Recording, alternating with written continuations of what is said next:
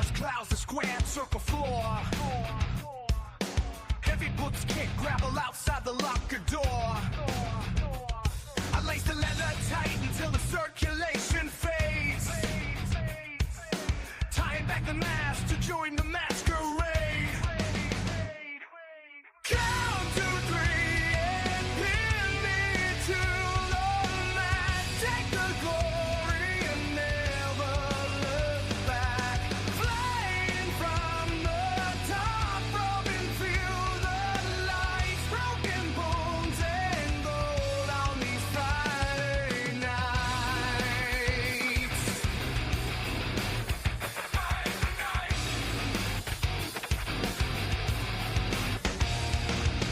Metal folding chairs rattle against the front row steel. Half the crowd is screaming for pain they think is real.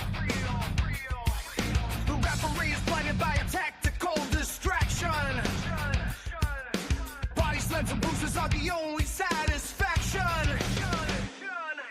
Count to 3 and pin me to the mat. Take the glory and never look back.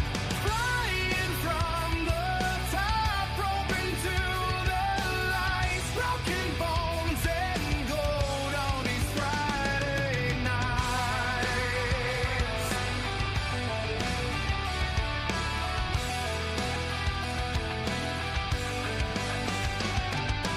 Hold the silver belt high above your bleeding head. Write the story exactly like the script had said. Surrender to the canvas as the bell begins to ring. The champion is dead, so long live the king.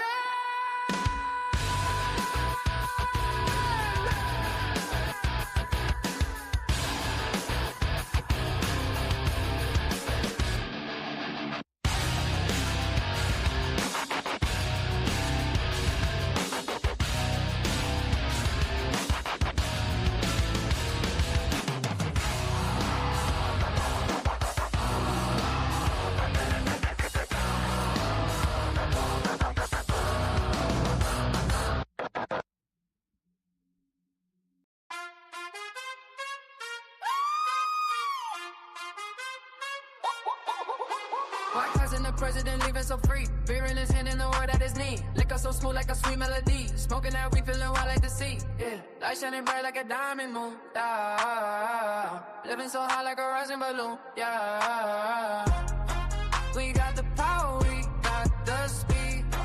Living it up like we plant the seed. No one can stop us, no one can plead. We're on the top, taking what we need. We got the power, we got the speed. Living it up like we plant the seed. No one can stop us, no one can plead. We're on the top, taking what we need. My cousin, the president, ruling the show. Hearing the phrase and the vibes and flow. Looking so sweet like a candy glow. Smoking now we like a rapper we know. Light shining bright like a diamond moon, yeah. Living so high like a rising balloon, yeah. Yeah, we got the power, we got the speed, yeah. Living it up like we plant the seed. No one can stop us, no one can plead. We're on the top, taking what we need. We got the power, we got the speed. Living it up like we plant the seed. No one can stop us, no one can plead. We're on the top, taking what we need.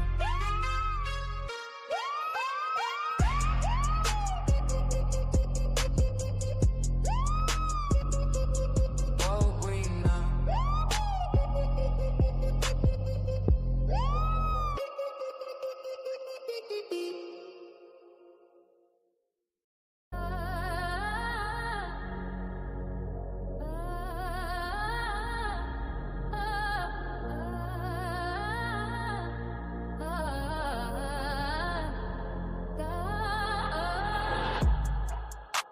The president is standing tall. Boomer sooner rules them all. Down Dallas Cowboys play the game. Beer and liquor, ease the pain. We just floating in the air, laughing hard without a care. Light it up and take the lead. Drown the sorrows that we feel. Raise a glass and plant the seed. Living fast is all we need.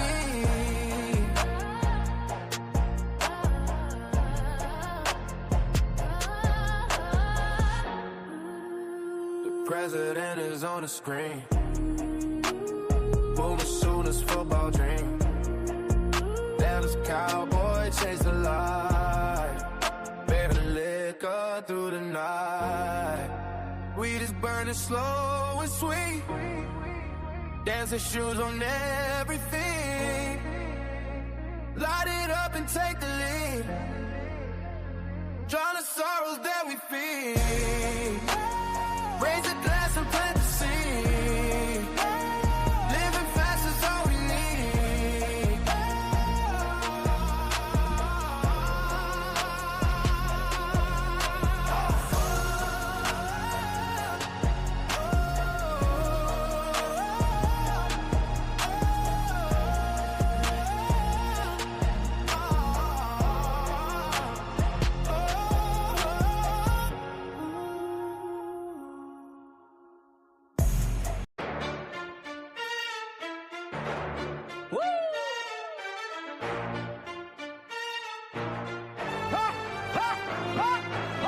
Monday nights are shining bright.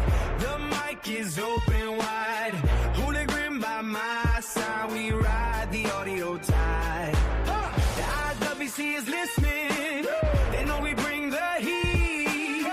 Everywhere we drop is lightning. Every take is a lead. Subscribers feel the fire. We built this from the ground. Your love lifts us higher. The best show in town. From the first note to the last, we never let it fade. This is our legacy in the history we made.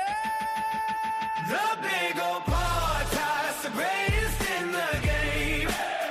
No one does it better. No one brings the flame. Monday nights are sacred. The airwaves are ours.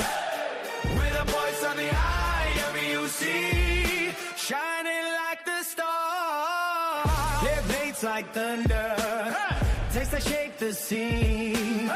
Hooligan and me, the ultimate team. No scripts, no lies, just raw and real. Every episode's a moment, every moment still. Subscribers feel the fire. We built this from the ground. Your love lifts us higher. The best show in town. From the first note to the last, we never let it fade. This is our legacy in the history we made.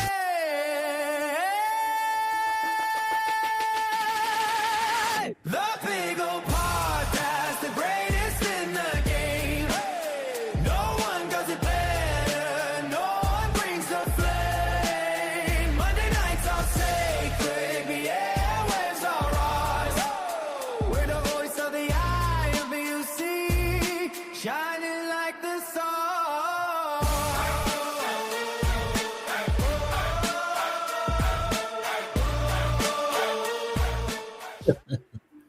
Man, that's great. That is absolutely awesome. That is absolutely awesome, man. What's going on, y'all? Welcome to the show. I am early. Yes, I am early. First, I wanted to let some of the music play in case some of y'all didn't hear the music. Well, there's your opportunity to actually hear the music that I created. So it is pretty awesome. I enjoy doing it. And I got one ready for the new intro. So that's in progress. And man, I can't wait for y'all to see it and everything, man. I'm amazed. I'm amazed at myself and what I can do. Okay, so the way that it is right now, we're going to do things a little different. Huli made a suggestion about because we can never sync our lives up together when we're on in the tandem form, he says better to collab. It's cool either way it goes. I'm just happy to be able to do the podcast with my bros. You know what I'm saying? Speaking of bros, I got one that's going to come up here very shortly. I want to talk Royal Rumble predictions. And I'm going to go based off of these categories. All right. So I want you guys to understand and I want you guys to pay attention. As far as the overall number one person to enter, men and women. Okay.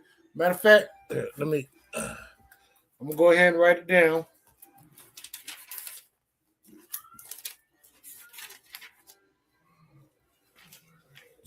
Okay, right here. This is good right here. Okay. So this is how it's going to go. Royal Rumble predictions. Okay? It's going to go based off of this. Who enters number one? Both men and women's.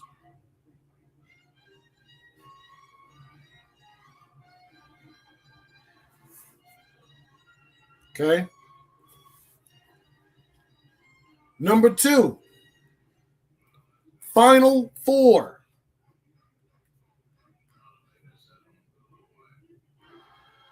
Well, four final. I fucked it up. Men's, women's. Number three would be surprises.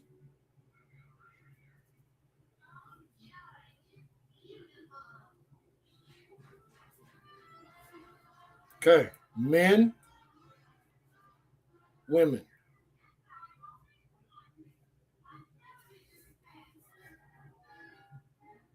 And number four, last two.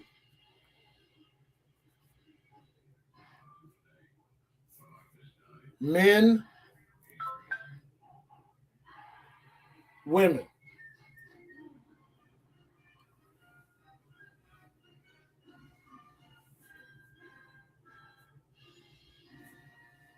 Okay, and then of course it's going to be the overall winner, who we think the overall winner is going to be. So that's what my discussion is going to be. We're going to get started here in give me about 10 minutes. I got a couple things I need to do real quick. So I'm going to turn this music back on. You guys go get your snacks, your beverages.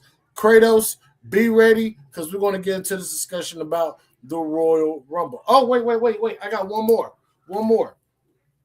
Number 5, possible feuds.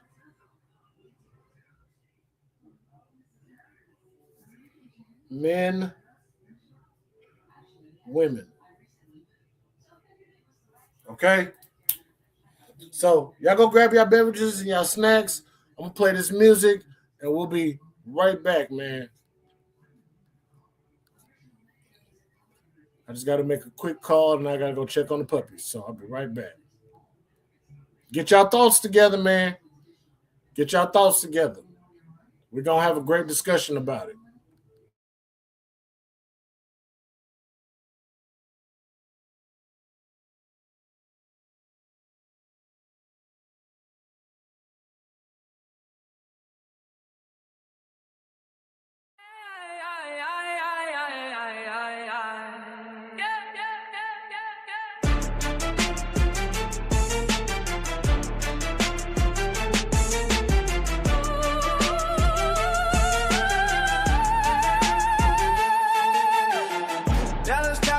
Play so cold, restless started shine like gold. Bobcat dogs that never fold. Oklahoma thunder strong and cold. Lights are bright, the crowd's alive. Every moment feels right.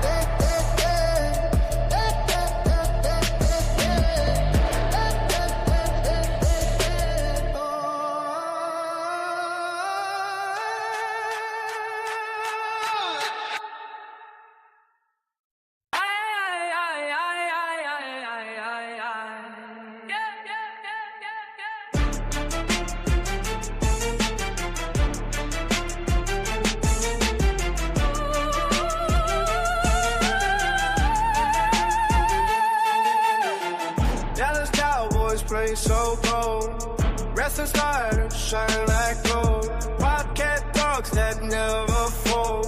Oklahoma Thunder strong and cold. Lights are bright, the crowd's alive.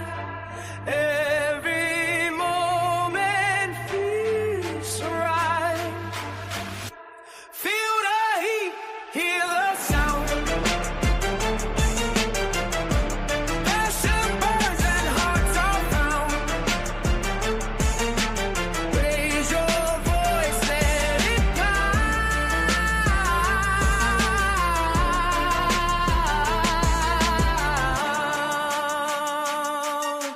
Lord, this game we are bound.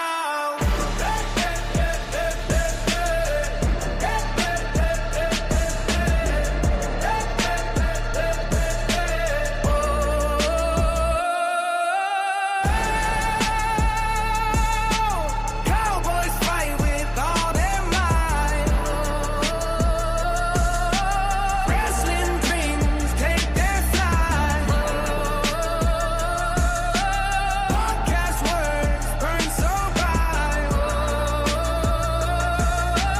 Thunder strikes in the night. Lights are bright, the crowd's alive. Every moment feels right.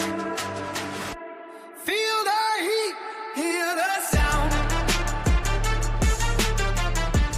Passion burns and hearts are found. Raise your voice, let it count.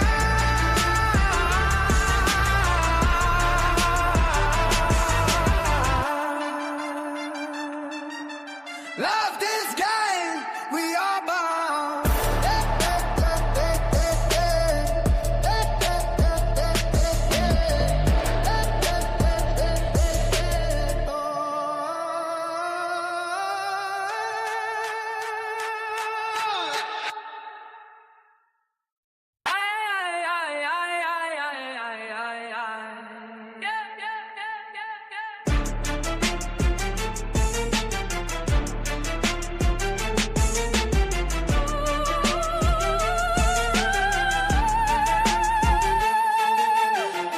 Dallas Cowboys play so cold. Wrestling stars shine like gold. Wildcat dogs that never fold. Oklahoma Thunder strong and cold. Lights are bright, the crowd's alive. Every moment feels so right. Feel the heat, hear the bam bam bam bam bam bam bam bam bam bam bam bam bam bam bam bam. Okay. All right. Let me get Kratos up in here real quick. Give me a second. Let's do that. I'm gonna send it to your DMs.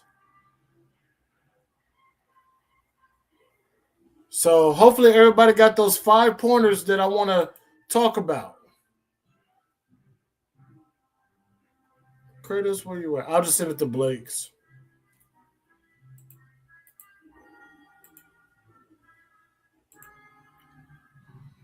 Okay, there we go. There we go. All right, let's do a quick roll call real quick. There's Rage. What's up, Rage? Hope you're doing good. My boy Kratos, he is here. I don't know if he's still in here. The head of the SWF scripts. What is going on? Mr. Human Resource himself. Mike Rouse is up in here. And Hooley is up in here. Mr. Seahawk himself. I listen, Hooley, I know that you are on cloud 9 right now, man. And man, just live it up. Live it up. Mike, happy freaking birthday. Hope you live it up. Hope you take you a couple shots. Have you a drink. It's your day, man. You deserve it, man. Turn the music up and get crunk, man. It is your day. Happy birthday, Mike. Hope you have a good one, man.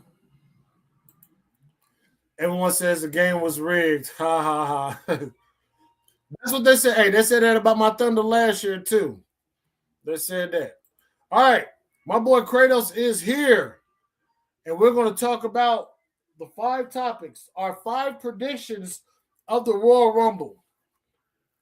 So without further ado, ladies and gentlemen, allow me to introduce to you. I basically call him the historian of the IWC, because if there's anything wrestling related that you want to know, past, present, something that's in the light, or even something that's in the dark, you talk to my bro right here, ladies and gentlemen, Kratos. Kratos, what's going on, bro?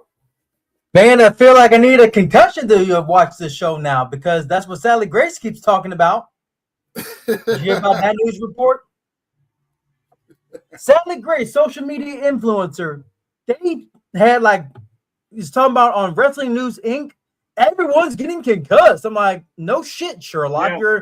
You're a non-wrestler though. Yeah. Trying to do a WWE tryout to get clout at this point. Yeah. 3 of 5 days, she's been concussed at least twice. I'm like, why are you taking bumps in day 3 of your 5-day tryout for one? I mean, that's interesting. That's very interesting. This is on Vince Russo's podcast with Al Snow and his co-host. They put a clip up about this morning or a couple of days ago. I think I did run across that. Wrestling News Inc. covered that story. It's like, come on, man. You're taking bumps 3 days later after your tryouts start. And you got people doing like Ultimate Warrior type shit with the ropes, and she gets hit in the back of the head. It's like, what? It's all these social media and YouTube influencers think they can actually do the business. Now, granted, they think they can do business, but they can't. But I give a lot of credit to Logan Paul because he did it. Mm-hmm. I will, and if he's probably the only success story for social media influencers to become a wrestler so far. And if you were to say, like, right now, if you were to tell me right now to choose the next social media star to get into wrestling and actually possibly do okay, I couldn't. Maybe IShowSpeed, because he actually IShowSpeed taking good safe bumps. At least he's been training with Randy Orton. He's got something planned going on. Randy Orton and Sheamus.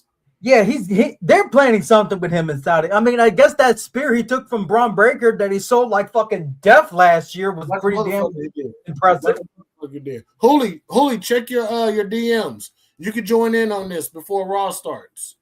Mm-hmm. But that was crazy. I think he'll do good. Somebody like a Kai Cenat wouldn't last. Kai Cenat, maybe. You think all these? And I'm sorry to sound sexist. Some female social media influencers like Sally Grace, if you're complaining about being concussed, you shouldn't be in the business. True. Very true. Very true. We're going to give it a few minutes to see if... and you're calling out other people being concussed as well. It's like, you didn't name anybody, but you still called out your entire tryout squad getting concussed. It's like... It's crazy. It's just absolutely ridiculous. That's what kills the business. Breaking kayfabe like that kills the fucking business. Not the Young Bucks, like Corny says, but exposing shit like that ruins the business. Jim Cornette, man. Shout out to Jim Cornette, man. He's one of my favorite people to listen to. Yeah. On the waves, man. That's shout out to Jim Cornette. Absolutely. Kratos, did you hear the 5 things about the Rumble predictions that I want to go over? Is number 1, who enters at number 1 for the men and women, and these are the predictions. Who do you think? And then after each of those, we're going to say ultimately who we think is going to enter at number 1. Number 2 will be the final 4. Who's going to be the last 4 remaining in the ring for the men and the women's? Number 3 will be surprises for the women and the men. Number 4 is the last 2 in the ring. And number 5, this is kind of it's more, what can I say? Because it's like possible feuds. Who are the possible feuds that can come out of the Royal Rumble? So those are good. Those are some good questions too. Those are really tough questions. and then of course ultimately the last, who ultimately wins the men and women's Royal Rumble. So, and that's really all I want to focus. I'm not really worried about the undercards, who was this going to happen, what that's going to happen.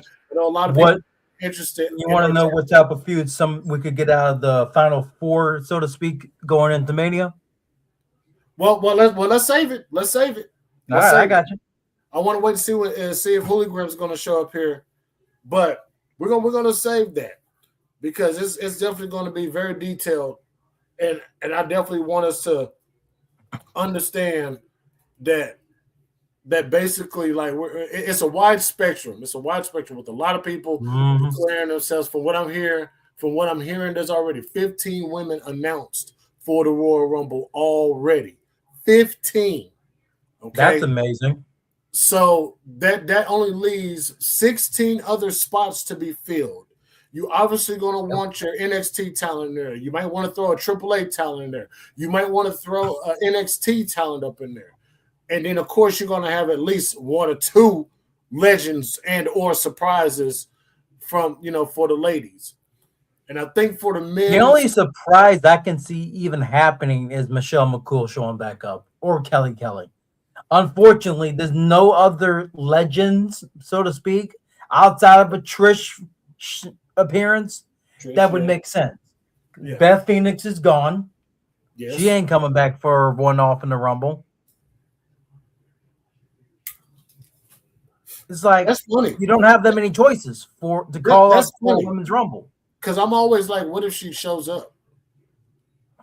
I'm always like, what if she shows up? Then obviously that might have been just a one-off situation with AEW. Yep. Fuck. But what if you also have to remember, no one thought Jordynne Grace would show up in the Rumble either. Yeah. That first Rumble she showed up wild as Knockouts champion. So and then it's like, fuck, what if Edge does come back this time? I'm actually thinking a little bit more possibility about that because nothing has been said, heard, or even spoken of since he. I think he's filming something though. I think he's filming some TV show or some shit. Okay, I'll go with that. I'll definitely go with that. That's what I heard. Wait a second. Scripts, is that true? That is apparently true. Candice Michelle is the producer of TNA. Good for her. Sweet. Straight from retirement to producer. Nice. Good for her. And she's probably going to be a producer for the Knockouts division, which I think will be great. Yep. Is Rosemary still in the Knockouts division or is she retired too? Rosemary is still there. Sweet. That could be a surprise for the Rumble right there. She could be a surprise for the Rumble. Rosemary would be nice. She definitely would be nice. Well, damn, I don't know who's going to show up. So up there is speak of not just the devil, but the Green Man himself. He ain't got no Seahawk gear tonight. He's here to talk business, and that's cool with me, though. Ladies and gentlemen, allow me to bring up my bro. And I know he's happy as a pig in shit right now for his Seattle Seahawks. February 8th, they have a chance at redemption. And I know my bro's going to be live streaming, and I'm going to be there with him when he does live stream. The leader of the House of Hooligans, ladies and gentlemen, my bro, Hoolie. What up, Hoolie? What up? You should see my title for my StreamYard name right now, Hologram. You will have a happy moment if you see that. If Otis like highlights it for us. Highlights are would the happy moment be dripping down my leg? It's about the Seahawks. About your Seahawks. So then it'd be dripping down both my legs. It says Seahawks will have their redemption February 8th. I think they will, bro. I have a good feeling. We're gonna right that wrong. They're gonna rewrite the storybooks. They're definitely gonna rewrite the storybooks. 11 years in the making at this point. 11 years in the making. I might have to put some. I've just seen a bunch of people on the internet, like, everybody's saying that wasn't a first down that Cooper Kupp got and that the Seattle game was rigged for Seattle and all this shit. And I'm like, he caught it in bounds, but he wasn't out of bounds yet. He caught it with his knee down in bounds. Yep. No, when he leaned forward to get the first down, and they said they said he had a first down, but then the Rams were going to challenge the play, but Sean McVay didn't challenge it. He put the challenge back in the pocket to save their last down. That. Everybody's saying that wasn't a fucking first down. I'm like, go back and look at the tape. I've been fighting with people all day about it. Mm-hmm. I'm like, looked like a first down to me. Everybody was like, no, he's short. And I'm like, okay. So when my Seahawks suck ass, and I've been saying for 11 years that the NFL is rigged. You and Otis both have been saying the NFL's been rigged for years. My Seahawks are back on top. Everyone's saying the NFL is rigged. I just find that really funny. Yep, that's true. That's true. Like I said, look what everybody said about my Oklahoma City Thunder when they won the championship last year. Yeah, they just got the championship. Yeah, now that was a heartbreaker last night too. That was a heartbreaker for your Thunder last night. I saw somebody on TikTok the other day say the only reason why Steph Curry can come out of the tunnel and throw those Hail Mary shots that go in the hoop from fucking. Wait, Yuri, he really got fired? Steph Curry can do that because there's a magnet in the ball. Apparently, Mark Ruffalo from MCU got fired from Disney, according to what Yuri's saying. Well, did you see what he said about Donald Trump at the Golden Globes? He fucking. Oh, that's probably why. Then that's probably why. He said, "I can't believe what's happening in this country." He said, "I'm not going to pretend." He's like, "We're all here to enjoy this event, but it's kind of hard to pretend that there isn't the things that are going on." That's exactly why. Then definitely, that's exactly why. That's exactly why. He cares about what's going on, and that people in positions such as celebrities and stuff need to do more and speak out. And as soon as he said that shit, I don't watch the Golden Globes, but I was scrolling TikTok and the clip of him saying that came on my feed. And when I watched it, I was like, oh, they're about to cancel this dude. Yeah, that's. He got canceled real quick. I don't watch award shows or nothing like that. It's too much propaganda behind it, allegedly. Mm-hmm. But I just don't pay no attention to that. Okay, Hooli. Yo. So for the predictions, we're going based off of basically let's call it 6 points. Okay. Who enters number one at men's and women? Our final prediction of who enters at number one for men and women. The final four, our final four predictions for the men and women. Okay. Surprises for the men and women. Okay. The last two in the ring for the men and women. The winner for the men and women, and possible feuds out of the men and women leading into WrestleMania. Okay. So I would like to open up the discussion to you, Hooli, as far as who do you feel? Oh, and by the way, I'm definitely putting our predictions down. I'm definitely pen to paper, writing them down. Okay. I want to start with you as far as for the men. Yeah. Who comes out at number one? And if you want to throw in length time with it, I'm fine with that as well. That's too much for my brain to process short notice. But first, for the men, I say I swear Cody Rhodes declared himself number one. I swear he said let me be the first person to declare for the Royal Rumble, but when he did that, he said number one. So I took that as wants to be number one entrant. So I'm going with Cody Rhodes. I could be wrong in how I heard it, but I'm going Cody Rhodes for number one. Kratos? I'm going the same as Hooli. Cody did say something about going in at number one. Okay. He did say he would go in at number one, as I believe as well. I thought he said that, and then JD, something. Nobody picked up on that. Everybody's acting like he's not going to be number one, and no, I didn't hear anybody bring up the fact that he said he wanted to be the number one entrant. But I thought maybe I just heard it wrong or something. So WWE put out something last week for Monday Night Raw as far as who won the Rumble 3 times, and I think Stone Cold was on that list. It's only been Stone Cold, the only one. Yeah, 96. I'm sorry, 97, 98, 2001. And they also put up a graphic at who entered at number one and went through all the way. So that's only been 2 people. Because was it Rey Mysterio? Because I think Rey Mysterio was number 2 in that one. It was if you think about it, it's only been like 3 people. I think Shawn Michaels was one of them. Shawn Michaels, Chris Benoit, and someone else. I think it was redacted, redacted because I am trying to get redacted. But regardless, though, I agree because I think Cody's going to enter at number 1. I feel like he has to go through I'm entering at 1 and going to win the whole thing. If he enters at number 1 and they give him his third Rumble win, I'll be less angry about it if he has to defeat all 30 guys or all 29 other guys. That's fair. But if they give Cody a third Rumble, I'm gonna be pretty pissed. At least if they do it this year. Yeah. If they do it this year. If he comes in at number 1 and throws over every last other person or whatever, or 24 because other people. If he comes in at number 1 and lasts over an hour and they let him win, okay, I won't be as mad. I won't be as mad, but I'll question it. I'll question the shit out of it. Yeah. Yep. Okay. It's coming up right now. So Cody is our ultimate, basically bottom line choice to enter number 1 in the Rumble. What about the women?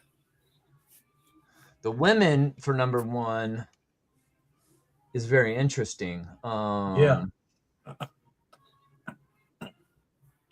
Who would enter at number 1? I think this might be where WWE gives us a surprise at the same time. Yeah. And I say entrant number 1 is Bianca Belair. Bam. I was going there. I was going there. She is over like hotcakes over there too. If you think about it. And it's long over. Like I find it hard to believe that a finger injury would keep somebody out for 6 fucking months. But I could be wrong. Unless it's something else too, yeah. Yeah, unless they kayfabed us and there was other things going on that she needed to attend to. That being said, I mean, I've been waiting for her return for a long time to deal with this Jade Cargill debacle. I'm a fan of Jade Cargill's. I don't agree with the rest of most of the fan base that's been shitting on her. I know where they're coming from with her title reign and all that has been underwhelming, but who's this tatted up Eddie Guerrero looking wannabe? Who? I'm looking at Raw right now. Yeah, Raw just started. Grayson Waller's like doing Xavier Woods' hair, and there's like a tatted up looking 96 Eddie Guerrero look wannabe like doing Xavier Woods' hair. Cosplay. Timu. Too many fucking tattoos on his face though. Kratos. Your prediction for the women's, who you believe may be coming out at number 1? Well, I did just say Asuka because she's got nothing going on outside of her feud with Kyrie. I can see, to add on to my final 4, I can see Asuka and Kyrie breaking up as the last 2 eliminations before the final 2. Officially breaking up to like start a Kyrie Asuka feud. Just to add on from there. Oh, AJ Styles is coming out. That'll definitely be interesting. I kind of agree with Hooli that you'll get a surprise at the same time. So I do believe that just to get up, because when I don't know if they're gonna. I'm assuming they're gonna do the women's rumble first, but they've been focusing a lot. Everyone's assuming that they've been focusing a lot on the women in the last 6 to 9 months. So I'm thinking they might try to give us the women's Royal Rumble for main event. And if that's the case, I really think that they'll try to pop the crowd with a surprise at number 1. Yep. Okay. All right. And a basketball game came on. What the hell? Holy. Did you see what WWE announced earlier today? Yeah, I seen that the new cover for 2K26 is the King of Kings edition, and it looks fucking awesome. Yeah, but everyone's already going like the only people that there's already people like are the punk ass Gen Z kids who didn't grow up in the Attitude Era, who've only seen or the Ruthless Aggression Era, or the Ruthless Aggression Era, in a position of power that didn't grow up watching Triple H dominate as a heel, being one of the greatest heels of all time in the business. So to those punk motherfuckers that say suck my dick, straight up, the King of Kings edition, I would I'm gonna get the King of Kings edition just for the fucking cover, and I'm gonna I get don't blame you. the edition because I think it's better than even the premium Attitude Era Monday Night Wars edition cover that they have with it. Now the thing is, for That's a me, I collector's think item. all three covers have something in common. All three covers have something in common. Yeah. If you notice in that King of Kings picture and that King of Kings cover, Triple H was wearing big gold. Yeah. He was wearing big gold. So I'm thinking there could be like an Monday Night War, Attitude Era, Ruthless Aggression Era type of like story mode for the game. Storyline is the Monday Night Wars. Yeah, that would be the storyline. Man, they're giving AJ Styles a nice applause. Mm-hmm. I wonder why when I click on Raw, this fucking British basketball team shit is popping up. This is pissing me off. Are you on the website that Yeah. I sent you? All right, just refresh it and search for it again. I'm on Netflix right I like now. that site that you sent me the other night. That one was really easy to do. I liked it, and the feed was really using clear. the actual like website. I'm using the actual Netflix on my computer. So This is so weird. I'm saving my VPN stuff for Saturday. Did Raw come on early today? No, it just started. Yeah, Just started 6 minutes ago. That's very strange. That's cool. All right. Your final four. Who do you think your final four is going to be in the Rumble? My final four is going to be. Let's say Roman is in all three of our final fours. Yeah, you're gonna have to put probably Roman in there. Mm-hmm. I'll say is hold on, Kratos. Is Brock Lesnar gonna be in the Rumble? Yes. He did confirm that? Yes. Oh, I don't know. Do you think AJ Styles makes the final four? I don't think he'll be in the Rumble because he's got that match with Gunther. Oh, my bad. You're right. He's not going to be in the Rumble. Roman Reigns for sure. I mean, I'm going to say Obafemi. Oh, Jesus. I'm going to say Cody Rhodes. And I'm going to say final four, Braun Breaker. Mm. I'm gonna go. It's hard. There's a number of names I could name. It's hard to pick a bunch of names. All right. I'm gonna go with Braun Breaker. Okay. Brock Lesnar. Obafemi. Ooh, wait. And for a dark horse winner, Trick Williams. Mm. I'm going to go with Roman Cody, Braun Breaker. Jesus. What's coming out now? CM Punk. And that's another thing. If Seth Rollins is losing, actually, I don't think Seth Rollins will probably be a part. He's not going to be in the Rumble. Yeah, I don't think he's going to be a part of it. We're not going to see Rollins until earliest, like WrestleMania. Roman Reigns, Cody Rhodes, Braun Breaker, and I'm gonna say, I'm gonna say Oba too. I'm gonna say Oba too, because I definitely see Roman making it. Because see. And with this question, we can kind of intertwine this question. Or he gets eliminated by somebody that makes it to the final four. And that's the thing, though, because he hasn't been a part of nothing for the last few months. He hasn't. And the thing about it is that this question and the next question that I was going to go on to, they kind of intertwine with each other when it comes to possible feuds. Like, who could Roman feud with in the Rumble? Who could Cody feud with in the Rumble? I look at Braun Breaker. That's the only thing I see Seth Rollins coming out for, is to make sure Braun Breaker gets out to set up Seth Rollins and Braun Breaker at WrestleMania. Now, I bring this up. I bring this possibility with my four. With my four, I can see Brock Lesnar, Obafemi at Mania. with them in my final four. Now, wait a minute, Kratos. Hold on, because let's say Gunther defeats AJ Styles and Gunther also enters the Rumble. You could get Gunther eliminating Brock Lesnar to set up that match for Mania. Yeah. Either way works. Either way works. It does. It does. Yep. AJ Who's Styles. Gunther fighting? AJ Styles? No, AJ Styles is CM Punk, Ring of Honor. Yep. So I can definitely see that. Man, it's so hard. That last spot in the 4 is so hard to decide. It is. Because you can do Oba, you can do Lesnar, you can do Gunther. Mm-hmm. Like, I don't know. Or we could have Gunther come out, Lesnar eliminates him, and then that could kickstart their feud. Because Gunther already eliminated, would already have retired AJ Styles.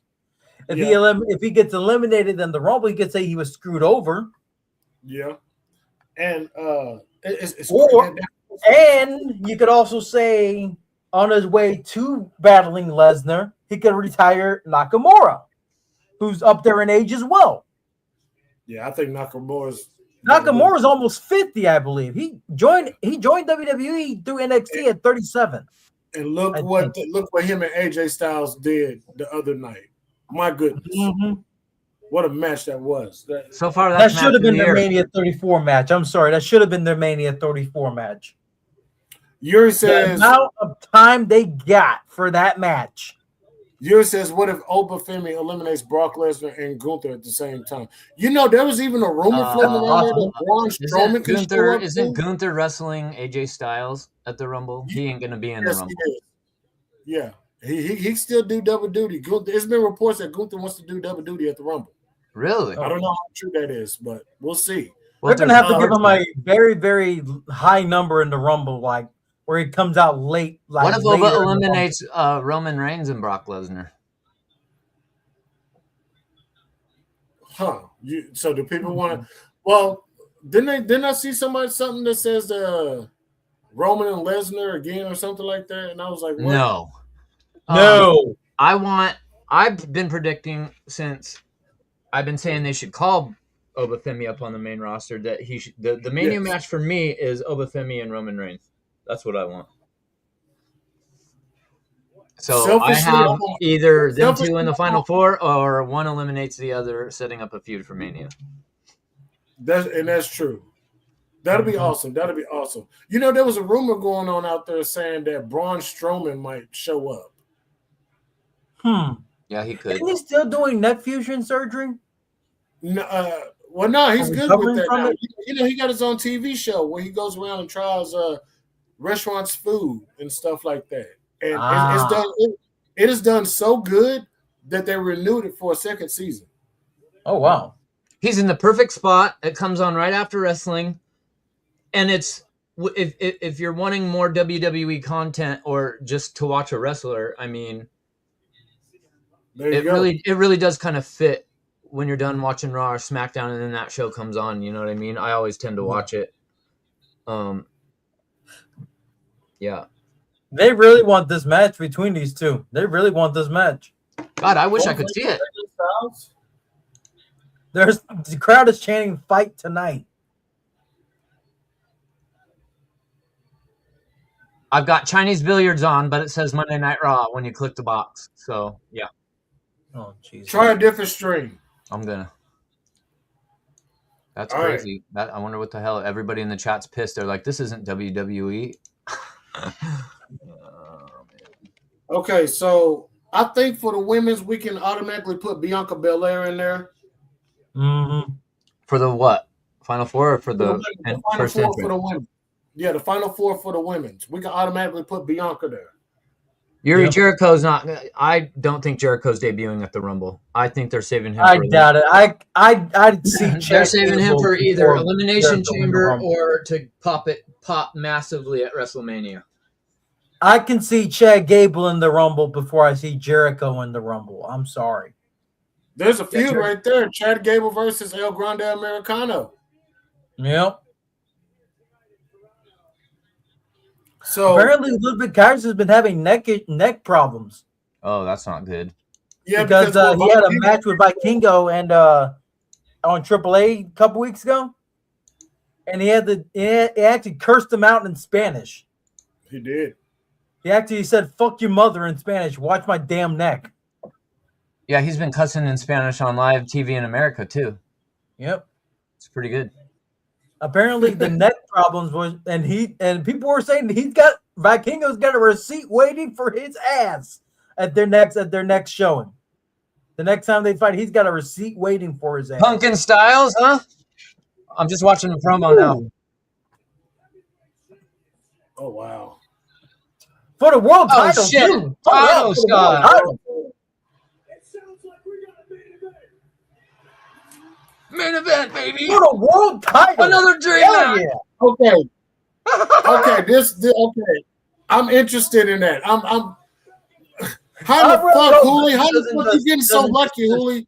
Last week we got AJ Styles and Finn Balor, and then we got Shinsuke and AJ Styles, and then the Seahawks fucking win, and now we're getting CM Punk, and hey, this is the tour. This is the retirement tour for AJ Styles. Yeah, they're doing it John Cena style. Only they're not gonna fuck up AJ's. Yep. All right. We're Now, just gonna get great matches from AJ on his retirement tour with opponents we want to see. Not no goofy ass storyline shit. That's what fucked up Cena's run is the storyline shit because they didn't have a plan. If they would have just given us dream matches, Cena's retirement tour would have gone way different. But it is instead of just going with the old like tried and true everyone he's already feuded with over the years, you know. And I've never seen AJ Styles wrestle CM Punk, so I don't think they've ever wrestled each other, even in Ring of Honor. This has been on my list for a long time. I don't think they even wrestled each other in Ring of Honor. I don't think so. Yeah, this main event's gonna bang. All right, so like I mentioned, we can already include Bianca Belair as far as one of the final four. Who are the other three ladies that's going to be there? I pick Jade Cargill. I pick well, Jade. I mean, she's the champion. Is she not in the Rumble?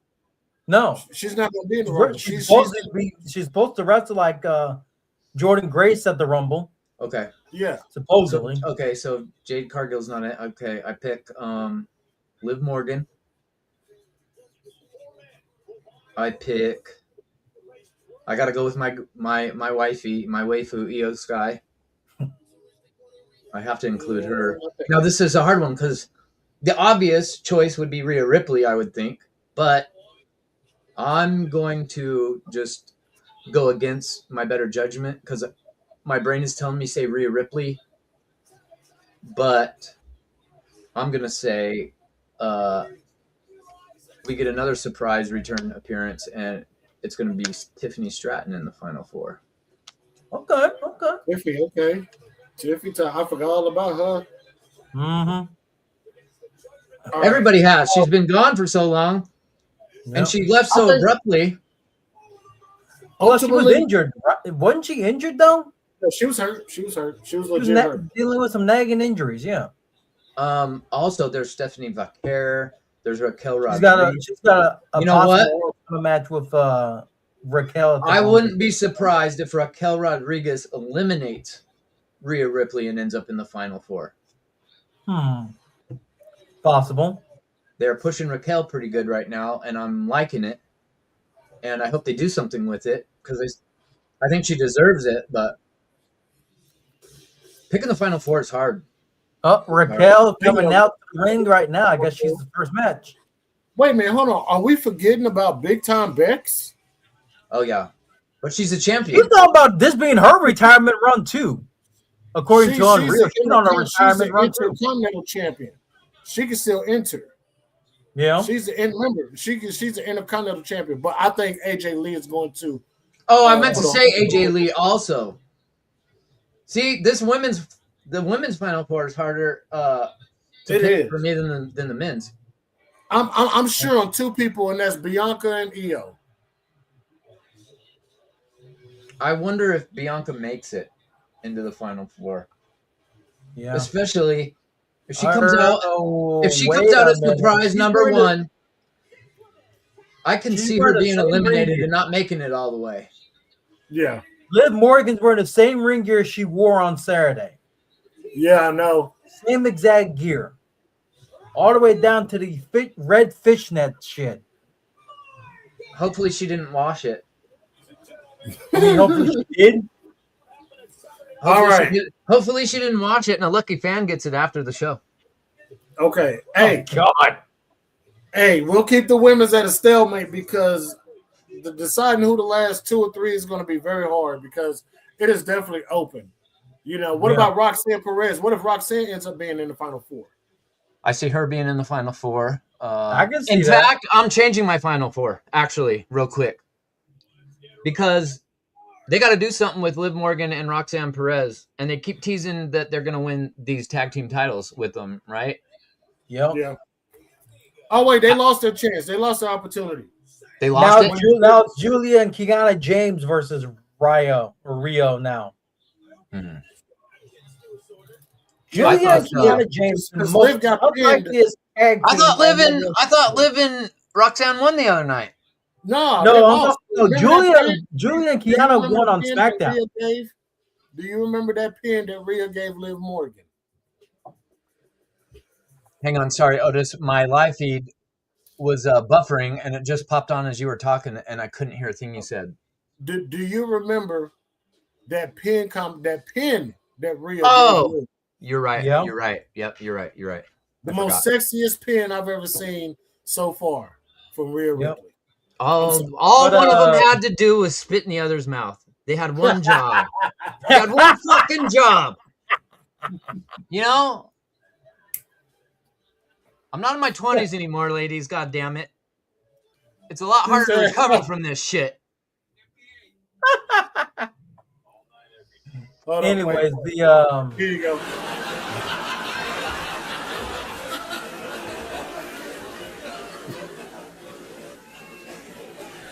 It was a good one.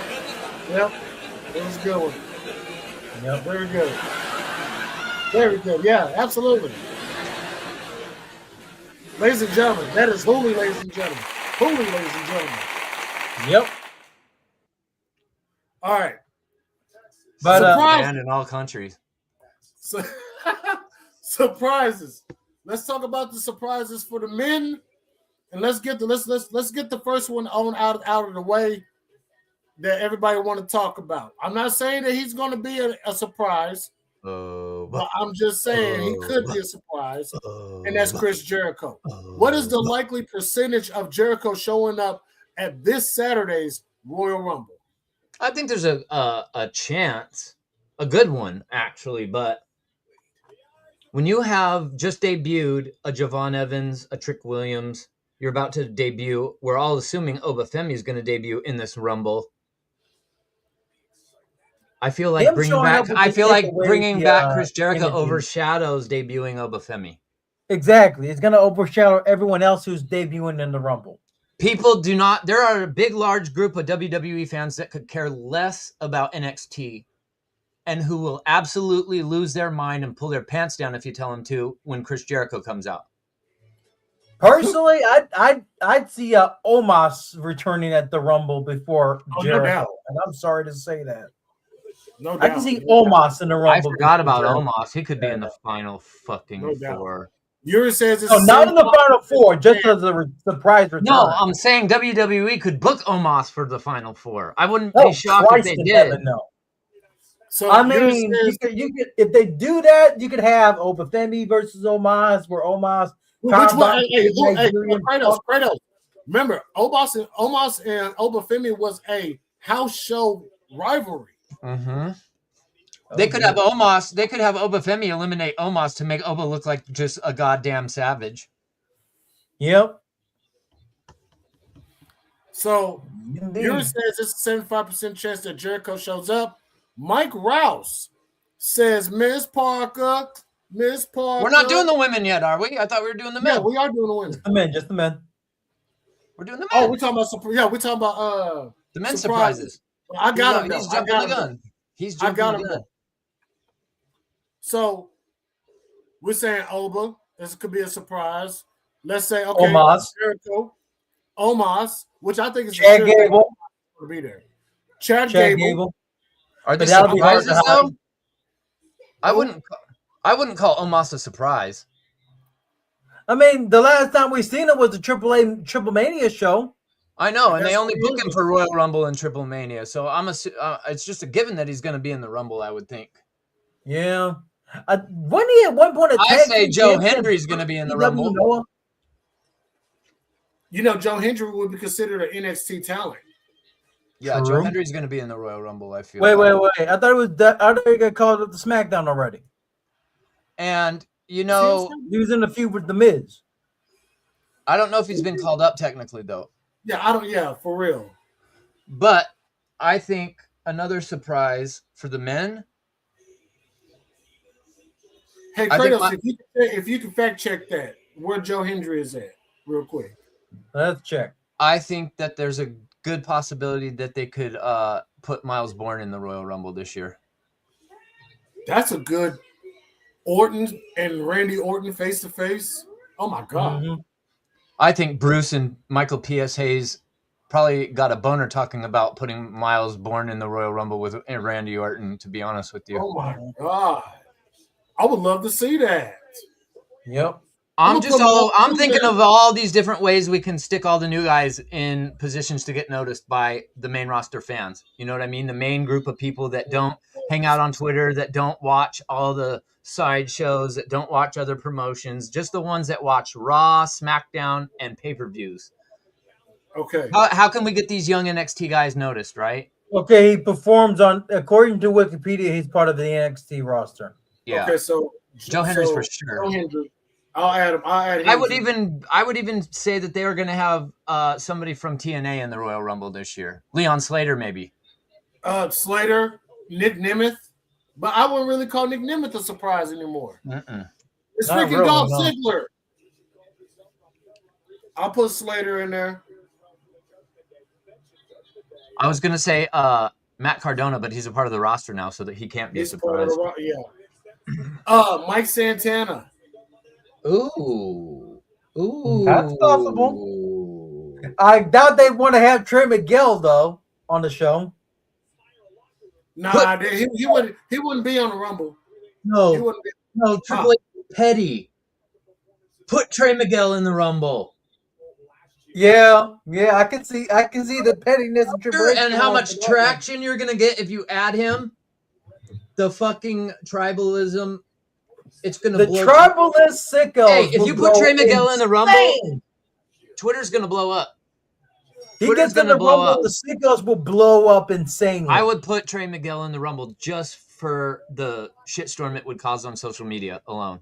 Yep. Hang on, let me look up something real quick because I want to check something real quick. You know, I actually was watching a deep cut earlier from Tom Green on YouTube. He did a YouTube short about Art Barr being called the Juicer, which was a knockoff Beetlejuice, essentially. And yet he was My supposed to feed be. is not. This is not working. I might have to try this site others sent me the other day.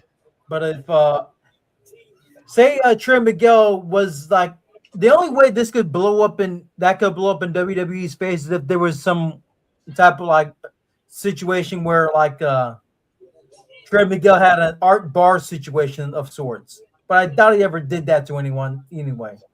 He looks too nice to do that type of thing. I don't think that they would put Trey Miguel in the Rumble, but if I'm petty and I'm Triple H, I would just because.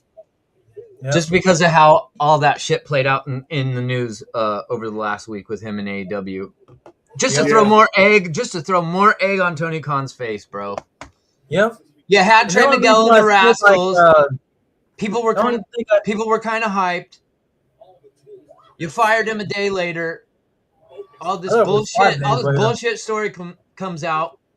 Then he ends up back on TNA a couple days after that when he had posted that he was taking a break from professional wrestling, which obviously AEW made him post that statement so that they didn't get as much backlash on their end.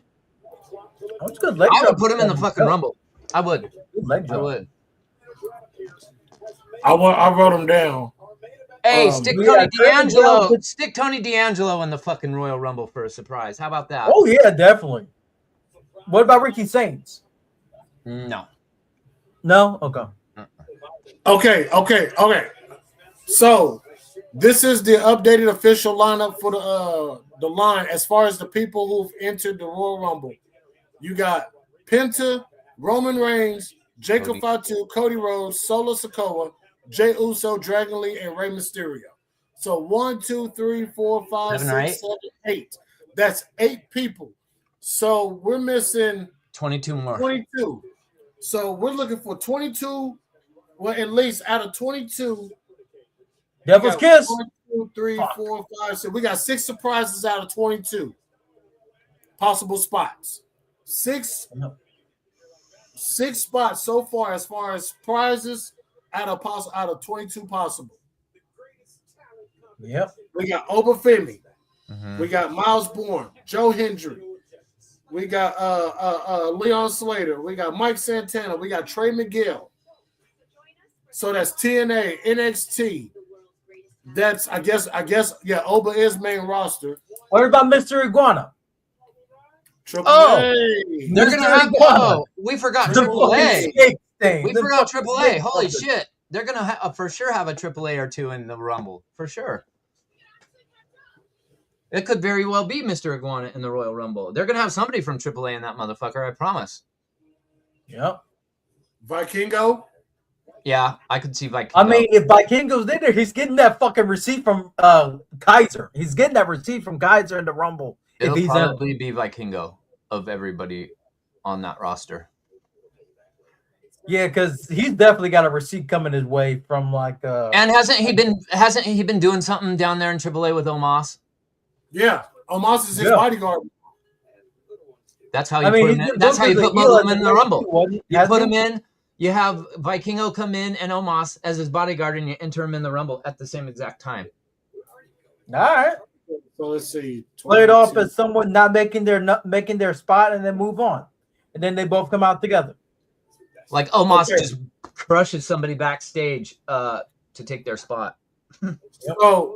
So that leaves we got 8 surprise spots, which leaves 14 for the rest of the roster. There's not going to be 8 surprise spots. I'm just guessing about all the different possibilities. It's not, but there'll probably be like 2. I'll go 4. I'll go 4. 4 spots. Yuri, I love LaParca, but he's not going to be in the Rumble, bro. Who says 2? I says 4. Kratos, how many surprise spots you think? For the men or altogether for the men and women? For the men. For the men. At least 5. Holy shit. Very high number. 5. Kratos is giving everybody their money's worth. This is not the WWE way. 5, dude. At least You're definitely not getting hired by WWE. You're costing too much money, bro. All right. For the women. Your booking is not netting enough profit value. For the women, any surprise spots for the women? Kratos, we'll start with you. Surprise for the women. Like I said earlier, unless they bring back some people that were already injured over the past few months, because they ain't gonna bring back Naomi because she's still pregnant. True. Tiffany Stratton's a choice, at least.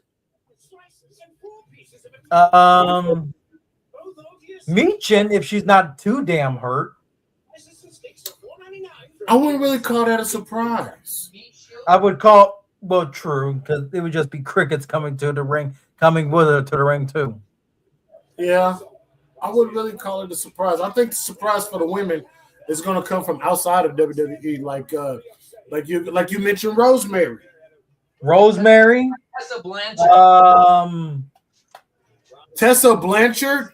Is it time? Oh God, that would get nuclear fucking heat if you. But wait a minute. Hey, you're bringing all these women. You're bringing up all these women in the mix and adding this new life to the women's. Dude, bring a complete outsider in. Hold up. Bring Tessa. I am very curious to see Tessa Blanchard versus Charlotte Flair, especially this new Charlotte Flair. That match has to happen in my lifetime. It has to. It has to. It's only fair. If you grew up watching the Four Horsemen, it's okay. Horseman daughters feuding. I got to. Horseman daughters feuding. Since they didn't have sons in the business, I'll take They're- it off. I can see it. The Horseman daughters feuding. They're the legit horsewomen, like the real bloodline of the horsewomen, not this made up. Not Baby Baby horsewomen, not no. I'm all for that. Fucking. I mean, I I'm not can see even it gonna too. lie. Ronda Rousey, This would be fuck the first that. time I ever say sign me up for a Charlotte Flair match. I'm saying, put Tessa Blanchard in the fucking Rumble. I'm with it. All right. Do it. I'm 100% with that. 1,000%. You know what a shock that would be to not only the fans but also to the women's roster. I would assume they would keep that on the hush hush, and they see her come out. They're They going to be keep like, that so. wait a They second. keep it so fucking quiet. They're gonna. The women, I can just see all the looks on their faces. Like, what? What the fuck? Hey, I got one for both of y'all. How about Dakota Kai? She's back in TNA. Oh, I didn't know that. Okay. She would get a big pop, I would think. She would get Especially, a great especially in Riyadh, I think she would get a big pop. Yep. Here's one. Okay. I I like the idea, Yuri, of having Lita there, but I just don't think Lita will show up. We're so For some reason, I don't think Miss Amy Dumas is going to show up. now if they're pushing the Attitude Era game. Masami getting hyped. Masami with the Now we meeting. forgot about one for the men that could be a surprise. Oh, Evil. If they're hyping, Mustafa Ali in the Rumble as part of the TNA roster. if Oh they're my hyping, God. Current Mustafa Ali gimmick that he has going on. Wow. if they're Mustafa- hyping the two, if they're, god damn it, if they're hyping the 2K video game, and the premium edition is got the scratch logo on it and it says Attitude Era on the top of the title. Yeah.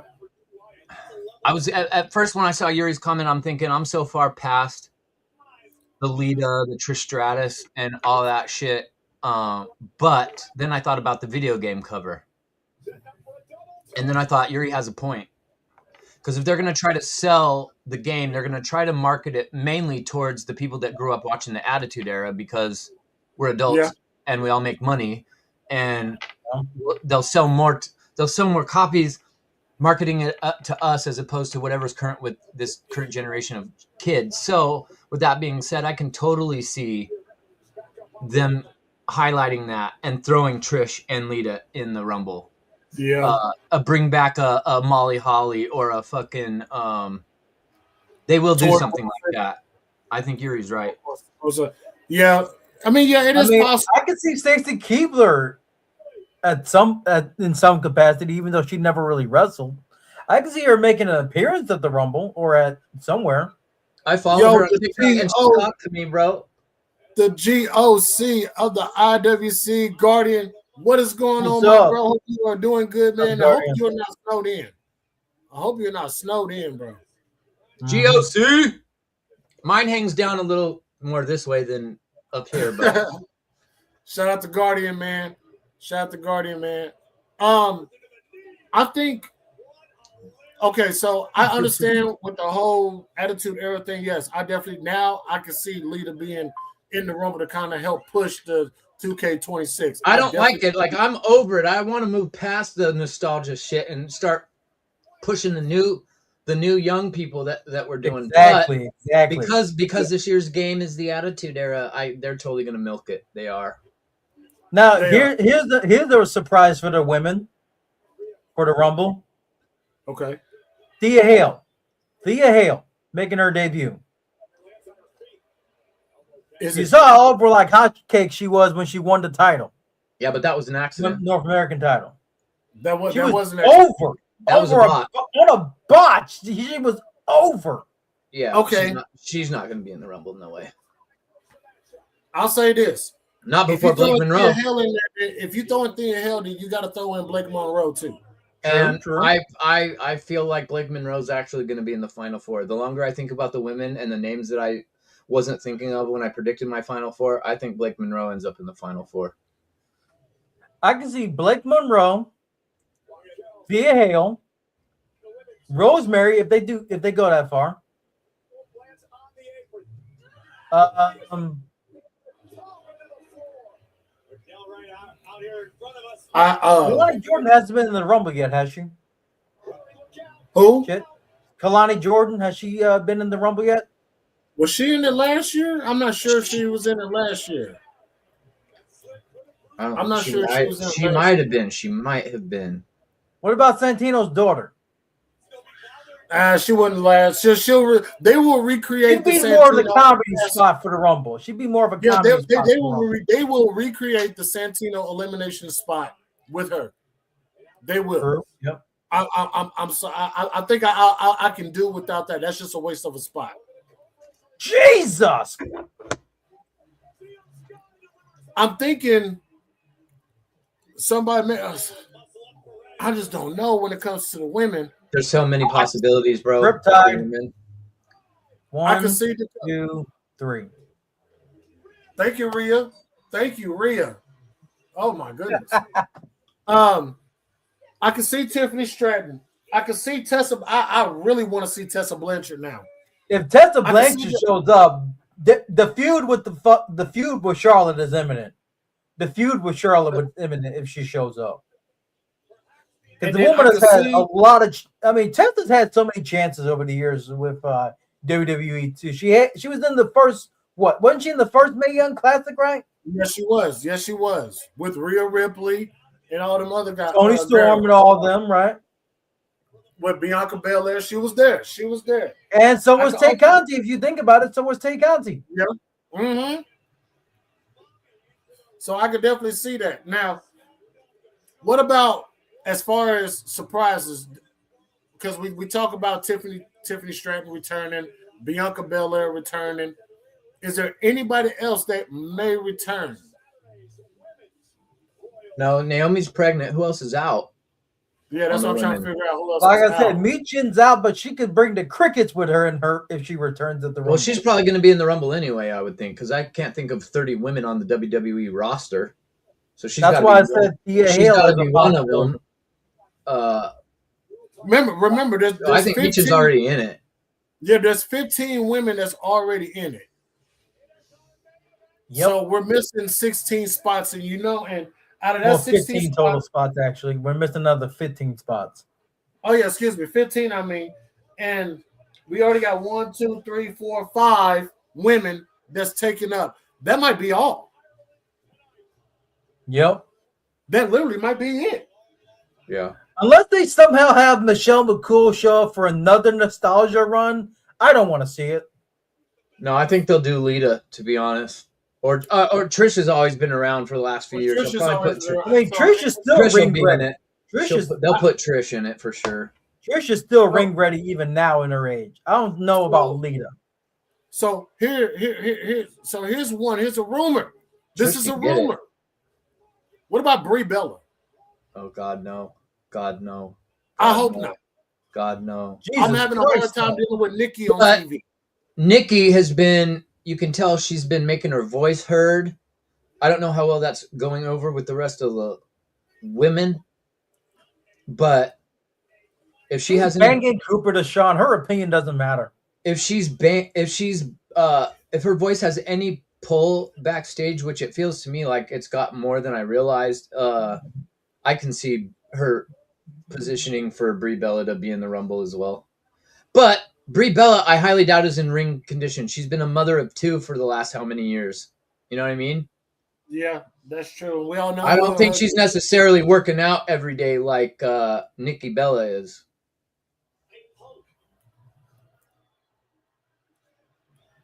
Oh, hold on.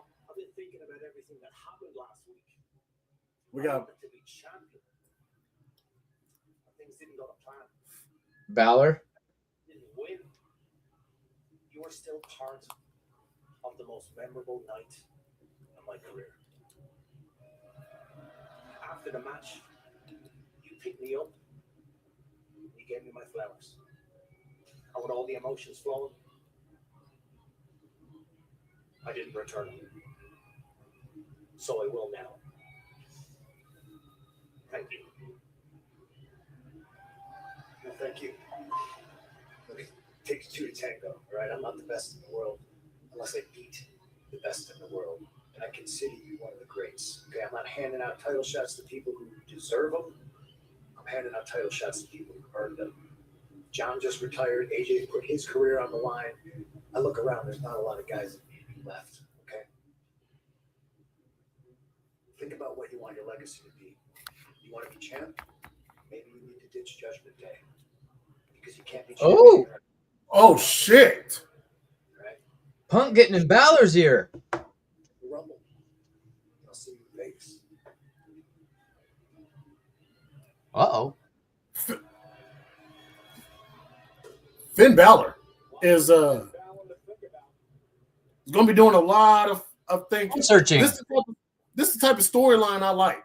Wow, I like Punk just got in his ear, and now Finn Balor's going to do some soul searching, huh? Yeah, you would think, right? If this is how Balor leaves the Judgment Day, nobody saw this coming. Nobody. We thought not by way of CM Punk. I'm gonna put Brie Bella down, man, because I got a weird with everything that y'all just said. I got a weird feeling. Otis, don't you dare manifest this, damn you. I'm sorry, Hooli. No, you're gonna manifest it, damn it. So that's six. That's 6 spots, man. As far as now, we're not saying that all of these women are going to appear, but as they do appear, I am going to cross them off, and I know who mentioned who. So it's all good. It's all pen to paper. Pen to paper. All right.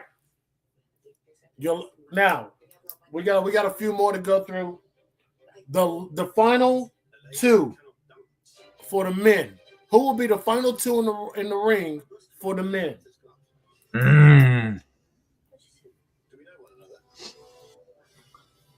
Damn. Right.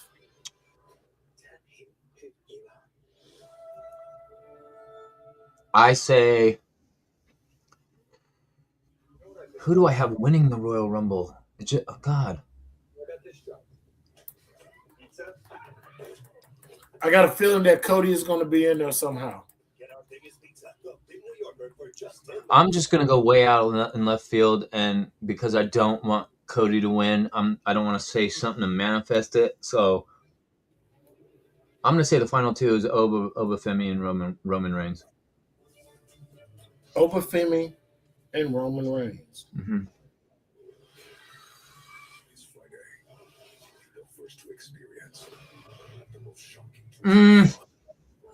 That's babyface. I don't know if I like that, actually. I mean I like it, but we had John Cena and Jey Uso last year before the bullshit turn, and that was babyface and babyface. It could work. Is Jacob Fatu in the Rumble? Yes, he is in the Rumble, or he will be in the Rumble. So they could continue that feud all the way through. It could be Jacob. It could be Cody and Jacob in the final 2.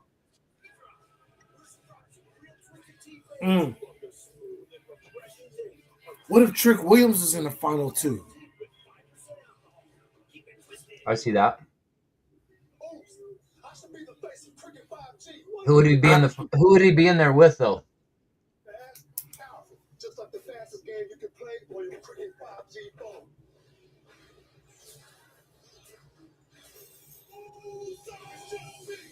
Cody? You know what I want? Maybe. And I don't know why I want this. Somebody mentioned this a couple weeks ago. And at first, I poo-pooed the idea in my brain. And then as the weeks have gone on, the more I think about what I would have them do at Mania, the more it makes sense. Trick Williams versus Chris Jericho at WrestleMania. And that definitely would make sense. Well, you know what? Because I agreed with you on that when we talked about it on the show. But I mean, Final 4 though. So you're basically no. I'm just saying because you brought up Trick Williams for the Final 4, and that just made me think of how do we get Trick Williams and Jericho at Mania if Jericho doesn't show up at the Rumble? You know what I mean? So I was thinking off of our topic at hand in advance. That was my bad. But that would be cold with it. I mean, they could definitely set that up. Maybe Trick Williams has a promo to a degree. Because you know how all the new guys, when they come in, they kind of shit on the older guys and the has-beens? Exactly. And if Chris Jericho comes back in, I can see Trick Williams going, hold up, buddy. You don't get to just walk up. Holy, are you seeing this commercial? No, I don't have a feed. Damn it. It's Paul Heyman basically harassing the shit out of Triple H. So, are you ready? I'm sure 2K has something great. The video game? It's Triple H being harassed by Paul Heyman all through WWE headquarters, in the bathroom, in every hallway. Is for his 2K26 Triple H cover. King of Kings. Pre-order January 30th. The King of Kings. On your knees, dog. We'll talk about the 2K thing in a little bit. I love me some Triple H, man. Some good old-fashioned heel, King of Kings Triple H. The cerebral assassin. He was so good, man. He was so fucking good. I want to know, Guardian, are you still here, Guardian? If you are, I would like to have your opinion. Who do you think is going to be the final two in the Rumble this Saturday? I definitely would like to have his opinion on who the final two for him would be. But, I mean, Roman and Oba, that'll be nice. That'll be so nice. Kratos. I just need Roman and Oba at WrestleMania. That's like, I'm so fixated on that. I don't even care about what they're actually giving us for WrestleMania. Because in my mind, I'm like, Oba and Roman have to square off. Hell yeah. I feel you on that one. Hell yeah. We'll wait on Kratos. Well, whenever Kratos get back, I think he had to go do something. Now, I think my final two, I think Cody will definitely be in the final two. Nobody's going to like it. Nobody's going to like it, but I think Cody's in the final two. You are trying to manifest an awful Royal Rumble, Otis. I'm not trying to, but I'm just thinking what WWE would do with everything Cody is talking about, trying to be the first or the second person to enter at number one and go all the way through. No, the third person to enter at number one and go all the way through. I think Cody's going to, but he's going to lose. Jacob Fatu is going to screw him out of that. Yeah, and I think Roman and Cody is going to be the final two. Do you? I think Roman and like Cody a kind of like a hello old friend type of moment. I think it's going to be Roman versus Cody. Like, I haven't forgot about you yet, and we still ain't done. We still got unfinished business down the line type of deal. I think the WWE Championship at WrestleMania is going to be Drew McIntyre versus Roman Reigns.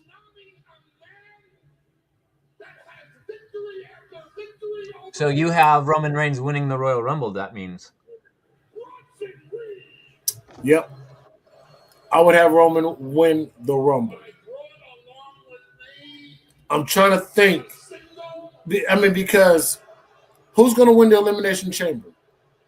Probably Braun Breaker. It just fits him and his character. I'd say it's either going to be him or Logan Paul. So somebody is going to face CM Punk for the World Heavyweight Championship. Or could be Bronson it could be AJ Styles taking the championship to WrestleMania.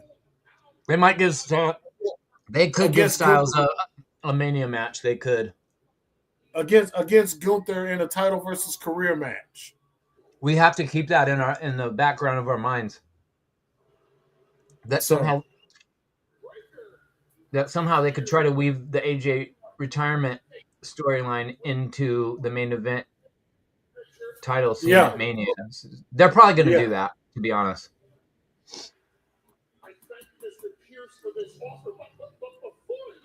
Okay. Let's examine why this face-to-face man-to-man meeting was necessary. Okay, I gotta hear what Paul Heyman is saying because he's He is our modern day Bobby the Brain Heenan.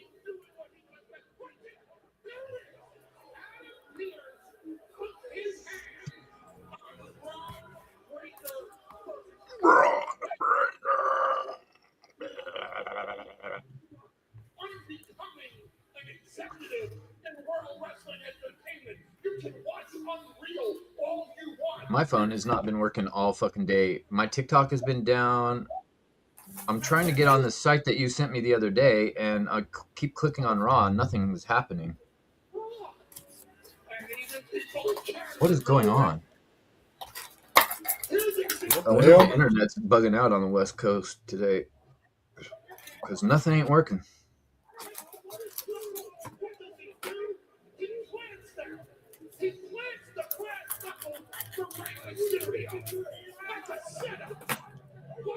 See, this is all I'm getting is the three little dots.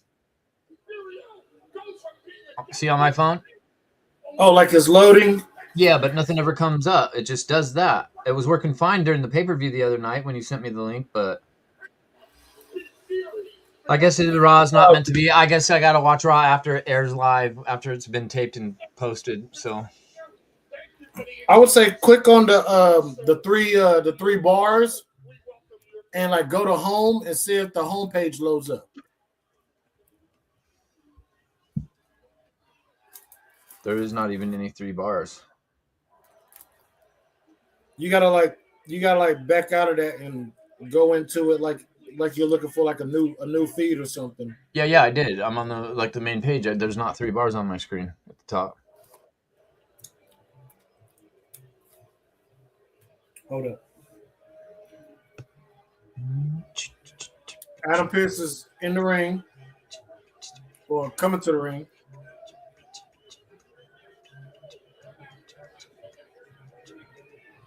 Oh, it's not on yet. They're not putting it on until... No, it should be on still. Hold on, I'm looking for it right now. I can acknowledge things got way out of hand. And I'm man enough, Braun Breaker, to admit to you in front of the world that things get out of hand because Yeah, there it is right there. All right, I'm back. I was just taking care of my dogs real quick. Why is Kratos so loud? Sorry. Hold on. And I pledge to all of you that will not happen again. I got you, Hooli. Thank you. Is it that bad? Yeah, that's much better. Because you were like 3 times louder than Otis, and every time you talk, it drowns out what Otis is saying, and it was like That's literally hurting my interesting. eardrums. It was that loud. I was like, whoa. I'm sorry. No, you didn't know. And I don't know why it was like that, but it does that to me when I watch TikTok too. The person I watch will be like a decent level, and then if they get into a battle with somebody else, that person is like so loud I have to leave the stream because I can't even like hear my own thoughts. Braun Breaker's officially in the Rumble now. JD says that bookmark that Liv Morgan's winning the Royal Rumble. I have to say it. I've never been more impressed. Matter of fact, you're so good. Let me take it a step further. You're in the Rumble. You're in the Rumble. I could see Raquel Rodriguez and Liv Morgan being the final 2 in the Rumble, and then where does that put them? You can cause the tension between Raquel and Liv Morgan.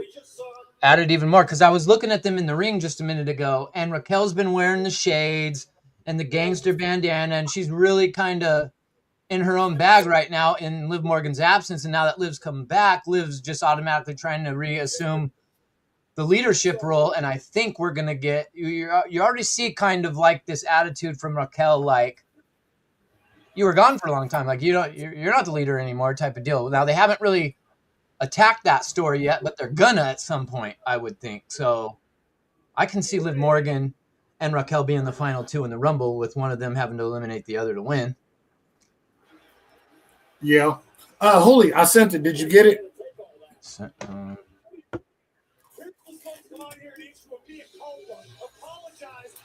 You sent it to my DMs or my text? Your text. Yeah, this is what I was clicking on from when you sent it to me the other day. Yeah, this is. I'm gonna have to send you. I'm gonna have to send you a new link. Because it gives me all the options and it lets me click on Raw, and then yeah, it just doesn't ever load. It just buffers the entire time. Dude, that's But crazy as shit. the site that I watch, when I clicked on the Raw logo, it was Chinese bowling. So I'm wondering if something to do with this site and the other site, if they've run into a snafu of being able to stream Raw tonight for some reason. I'm thinking something's happened. They might not have found a workaround. They might have gotten blocked. I sure hope not. Because I use that site at work. So. Yep, it's I said Chinese bowling. It's Chinese billiards when you click on Monday Night Raw. Speaking of Chinese, did anybody watch the Netflix special of that psycho climb the tower in China barehanded with no ropes? I did not yet. I'll say this. It took, once he got to a height that I was uncomfortable with seeing, where I was like, oh, shit, this is kind of dangerous. It took about 30 seconds of watching this guy, Otis, anything I've ever done physical in my life where I have actually broken a sweat to the point where it made my hands sweat. I've never been as sweaty as watching this guy climb the tower. My hands were soaked, bro. I'm talking sweatier than any Call of Duty Warzone game I ever played. I'm talking about the scaredest I ever been in my life. Anything that's ever made my palms sweat. Watching this guy climb this building, I can't even. I recommend everybody that has Netflix at some point this week watch that shit. It'll blow your mind. For real. I haven't watched it yet, but I'm like, oh boy. Eddie, I missed you in my stream. Eddie, what's going on, Eddie? All right. For the women, who is our final two for the women? I already said. I know that contradicts my final four, but my final four is skewed. I botched that. I'm gonna end up having to revamp the final four, but I say Liv Morgan and Raquel Rodriguez are the final two. Personally, I say Asuka and I would say Asuka gets her moment ruined by Kyrie getting accidentally eliminating her to make the winner be Bianca. Asuka and Bianca. Okay. That's a good one. Oh wait. Redo that whole feud in the final two. I'm gonna say Bianca and Tiffany Stratton.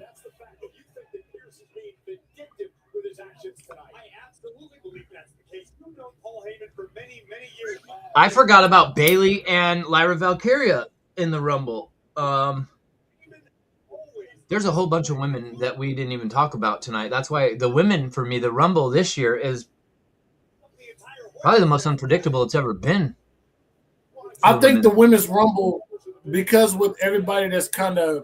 There's so many storylines going on. Yeah, there's so many that's going on. So it's almost a process of elimination. So that's why I say Tiffy time and Bianca Belair. Because you could have Bianca Belair, so she faces Jade, which is a very good chance of happening. I'd say that's over a 50% chance that they have Bianca Belair win it because nobody's seeing it. Nobody would see it coming since she's been gone for so long. Yeah. I can see Bianca and Tiffany being in the final two because they've been out and kind of out of everybody's mind. I think that the Judgment Day women have been getting the biggest push out of all the women right now. So I definitely think there's a good chance for Raquel and Liv to be the final two. But you've just called women up. So Jordan Grace. It could be anybody from Roxanne Perez, Jordan Grace. It could be a Sol Ruca. It could be a That's another surprise that might show up. Yeah, I can't believe I didn't think of Sol Ruca. There's too many women. I knew I was forgetting a bunch. I think 100%, 100% Sol Ruca is going to be in the Royal Rumble. I think you can guarantee that. She'll be the female Kofi Kingston. With her, but there's just you got Bayley and Lyra. I mean, there's so many storylines with the women. You've got Rhea and Io and the women's tag team scene with Alexa and Charlotte and the Kabuki Warriors. And I mean, it's really like a pick'em for the final two in the women. That's true, yeah. It's almost impossible to pick the final two for the women, to be honest. Here's another surprise. What about Saraya? Ooh. Paige. Ooh. She has been vocal about wanting to get back. I just don't know what's the percentage of seeing Paige. I think it's probably low, to be honest, but is WWE willing to clear her? She's been cleared by doctors, but is WWE willing to put their name on the line to bring her back? Because WWE, they over-exaggerate everything. They probably made it seem like she was worse injured than she actually really got. We did see her come back into the ring in AEW 5 years later.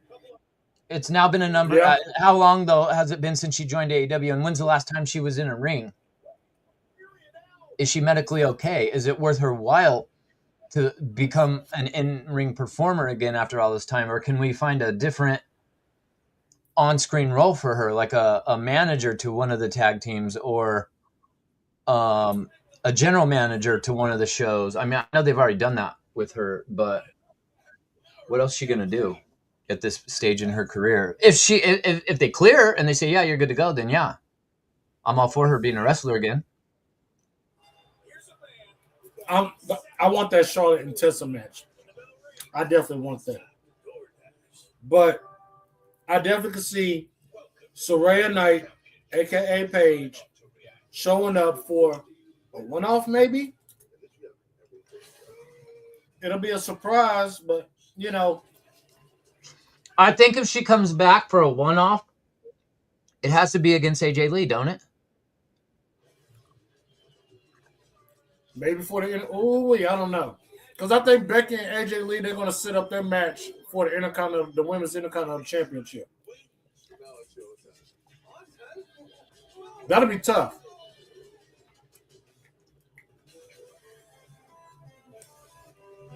That would be tough. I don't know. Sounds good, Eddie. Sounds good, bro. The Women's Rumble is unpredictable, man.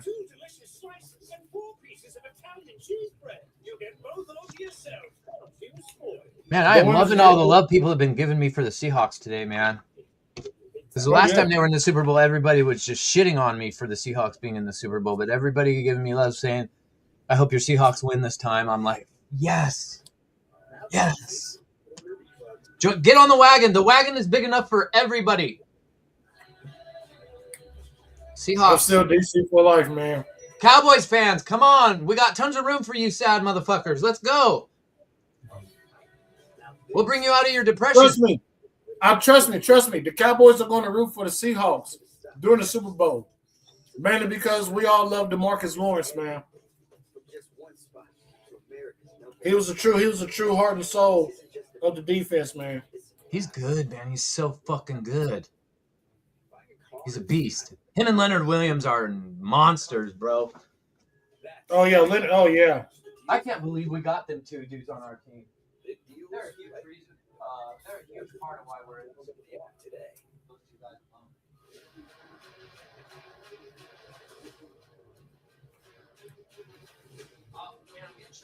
Well, we'll be ready. We'll be ready, man. I knew we were doing something good when I found out D-Law was on our team. Yeah. I was like,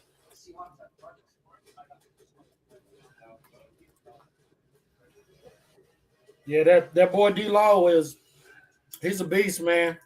I always show the Cowboys, but I know a good player when I see one. And they also used to have another good player from Nebraska on their team. Yeah. You know something I found out like on a podcast clip recently. Otis. What's that? Warren Sapp and Dwayne Johnson were on the same defense for the Miami Hurricanes at one point. Yeah, which my Nebraska Cornhuskers fucked them in the ass in the Orange Bowl that year and won the national championship. I was actually shocked to even find that out.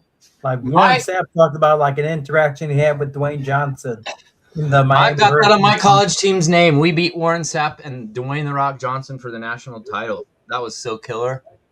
Obviously, he wasn't Dwayne "The Rock" Johnson yet. He wasn't anything yet. But he was just a random football player that loved to stick his tongue out. And same with Warren Sapp. But now looking back on it, Warren Sapp's a Hall of Fame football player, and Dwayne Johnson became who he is, the biggest star on planet Earth. So the fact that my team beat his team, looking back on it, is even more epic than when it actually happened. Nice. I still have the Wheaties boxes from my team being on my team logo and helmet being on the cover back in '97. Hell yeah. The Wheaties boxes are so deteriorated. Like, they look normal, but when you touch them, it feels like they're just going to disintegrate. They're so old. Vintage. Yeah, cardboard can do that. Yeah. Very old cardboard can do that, I should say. Vintage.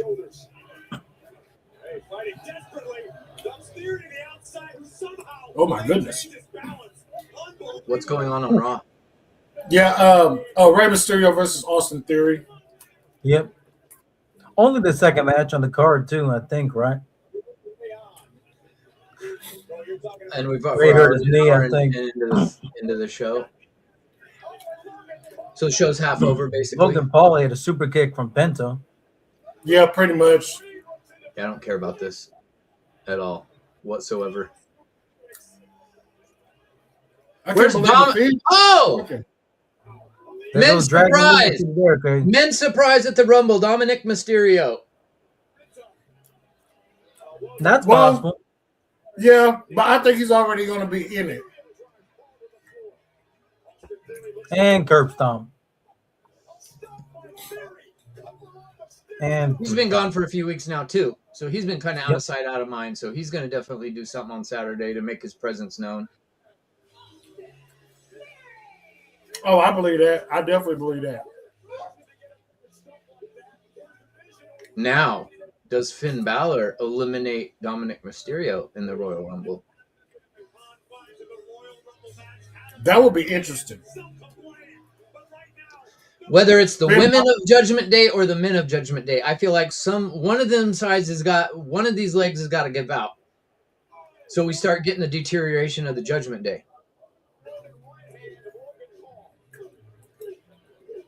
I'll tell you this. I mean, they've been teasing. Liv doesn't turn face and eliminate Roxanne from the Judgment Day.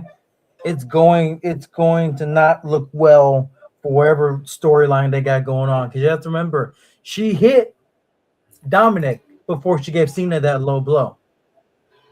Mm-hmm. Yeah, that's a Series. She hit Dominic first before giving Cena the low blow. Yeah, but that was to okie doke everybody. But what if Dom does come back? Liv shows up and cost him a spot in the Rumble. That could also deteriorate the Judgment Day as well.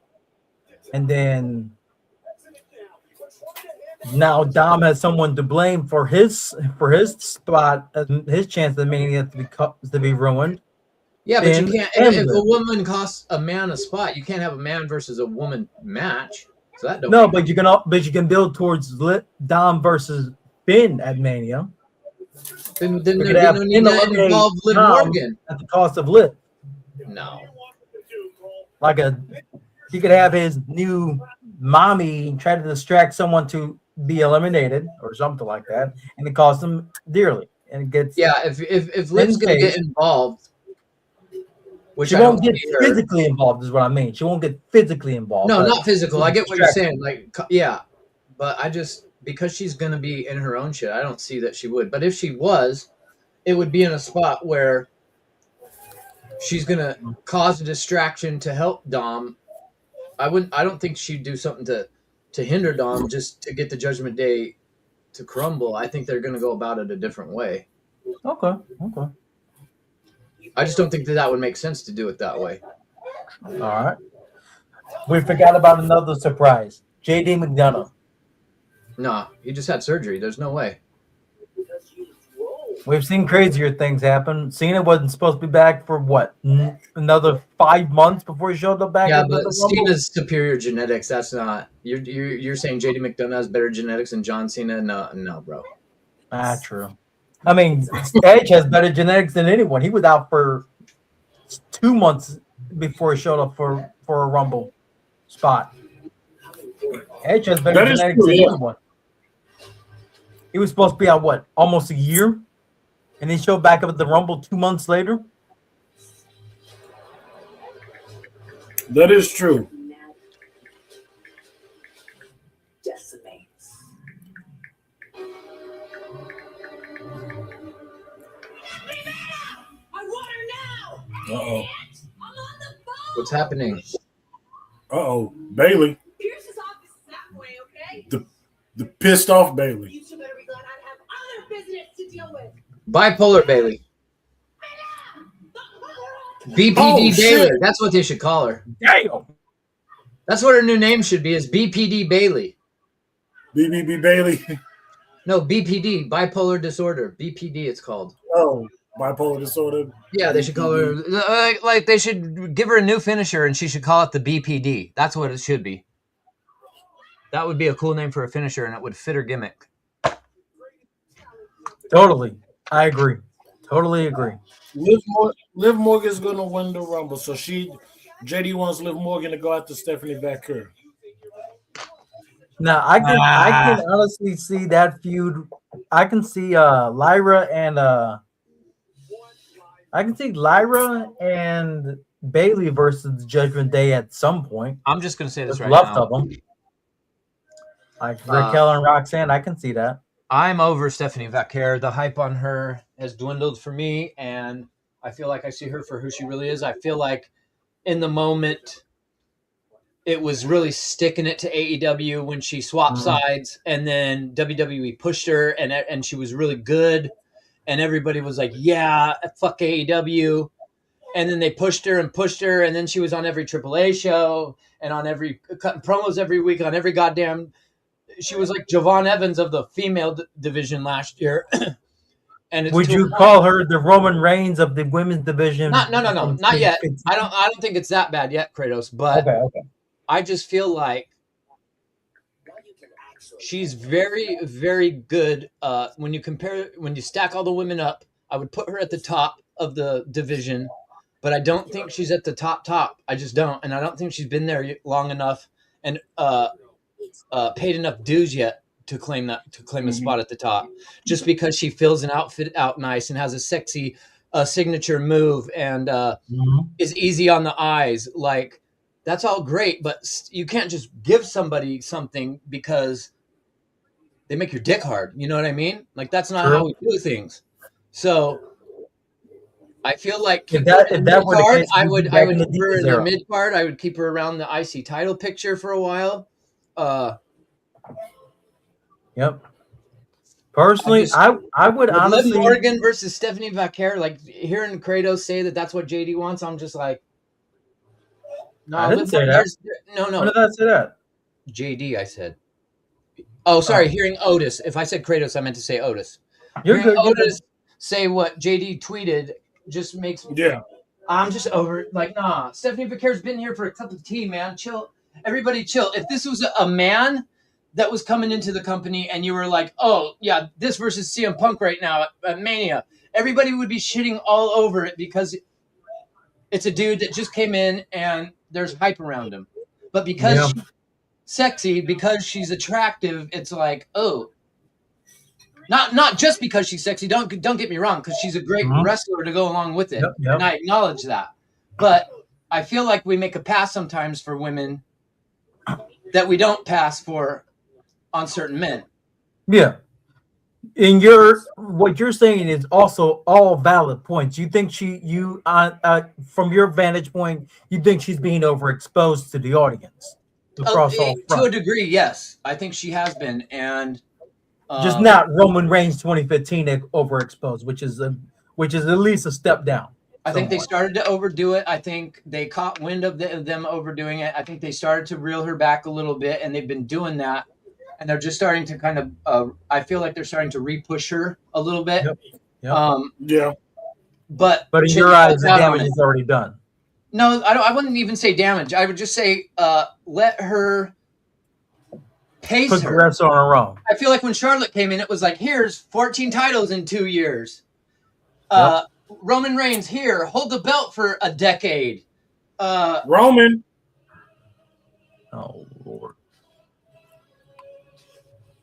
I don't. Oh, this is his Rumble announcement from Friday. I just feel like with Stephanie, to avoid us fans having that type of reaction to her, just pace her, stretch out her titles over the next 5 to 10 years. Don't give her a super over push of all these titles that she's acquired in a short time period. I don't like that. I really don't. It overexposes the wrestler. It makes the titles less prestigious and meaningful. The fans sour on the wrestler really quickly. But WWE just try. Oh, we can pump out fucking a female Satan on a T-shirt to all the little girls. Let's push Stephanie. Yeah, I don't see. I wouldn't see that going well with the Christian community, especially if you have like a young Christian child wearing a Stephanie Becker shirt into a church service. They'd be ready to nail it through something. 90% of WWE's T-shirts have demonic imagery in them. True. They do. Mm-hmm. Very true.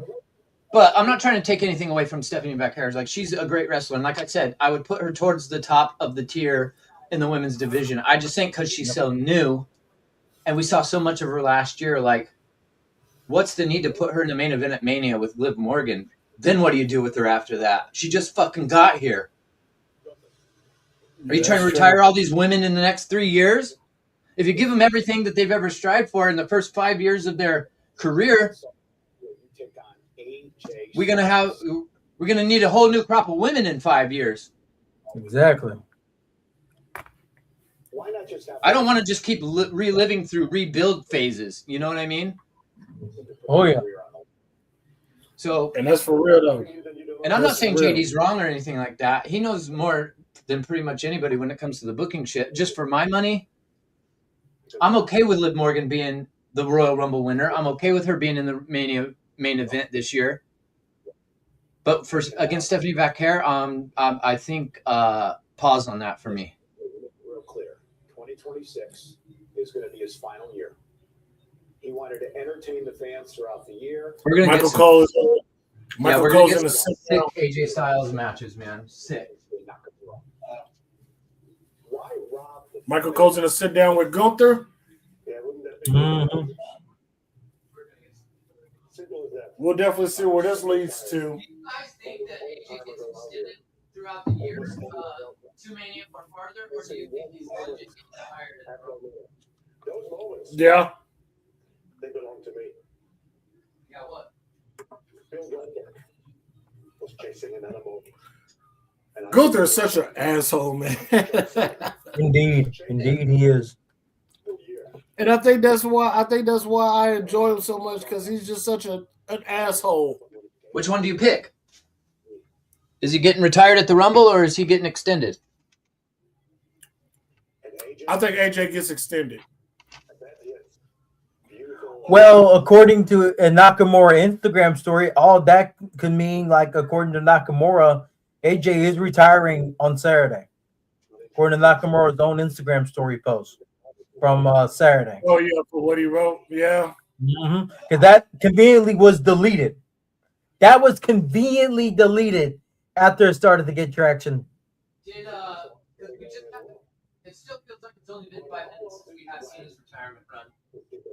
do they go right into an AJ, like an extended retirement run over the next few months, like say to Mania or SummerSlam, or possibly the rest of the year? Do you think they do that back to back with John Cena, or do you think they just let AJ retire and John Cena? I want you to sit there. AJ kept talking about retiring at age 50, though, so I don't see him extending it just to like past his expected retire after his own personal expected age of retirement. I don't see him extending it. I think if they're going to make AJ a focal point, like for the main event, maybe I can see him extending it. But if they're not going to do anything with it, that laugh of Gunther is hilarious. Yeah, when he shows his teeth and opens his mouth, he reminds me of that. Yeah. He reminds me of the punk ass kid from Toy Story. It's great. It's hilarious. He shows his teeth and shit, just that like kind of sinister, like little son of a bitch smile, like just makes you want to punch him when he does it.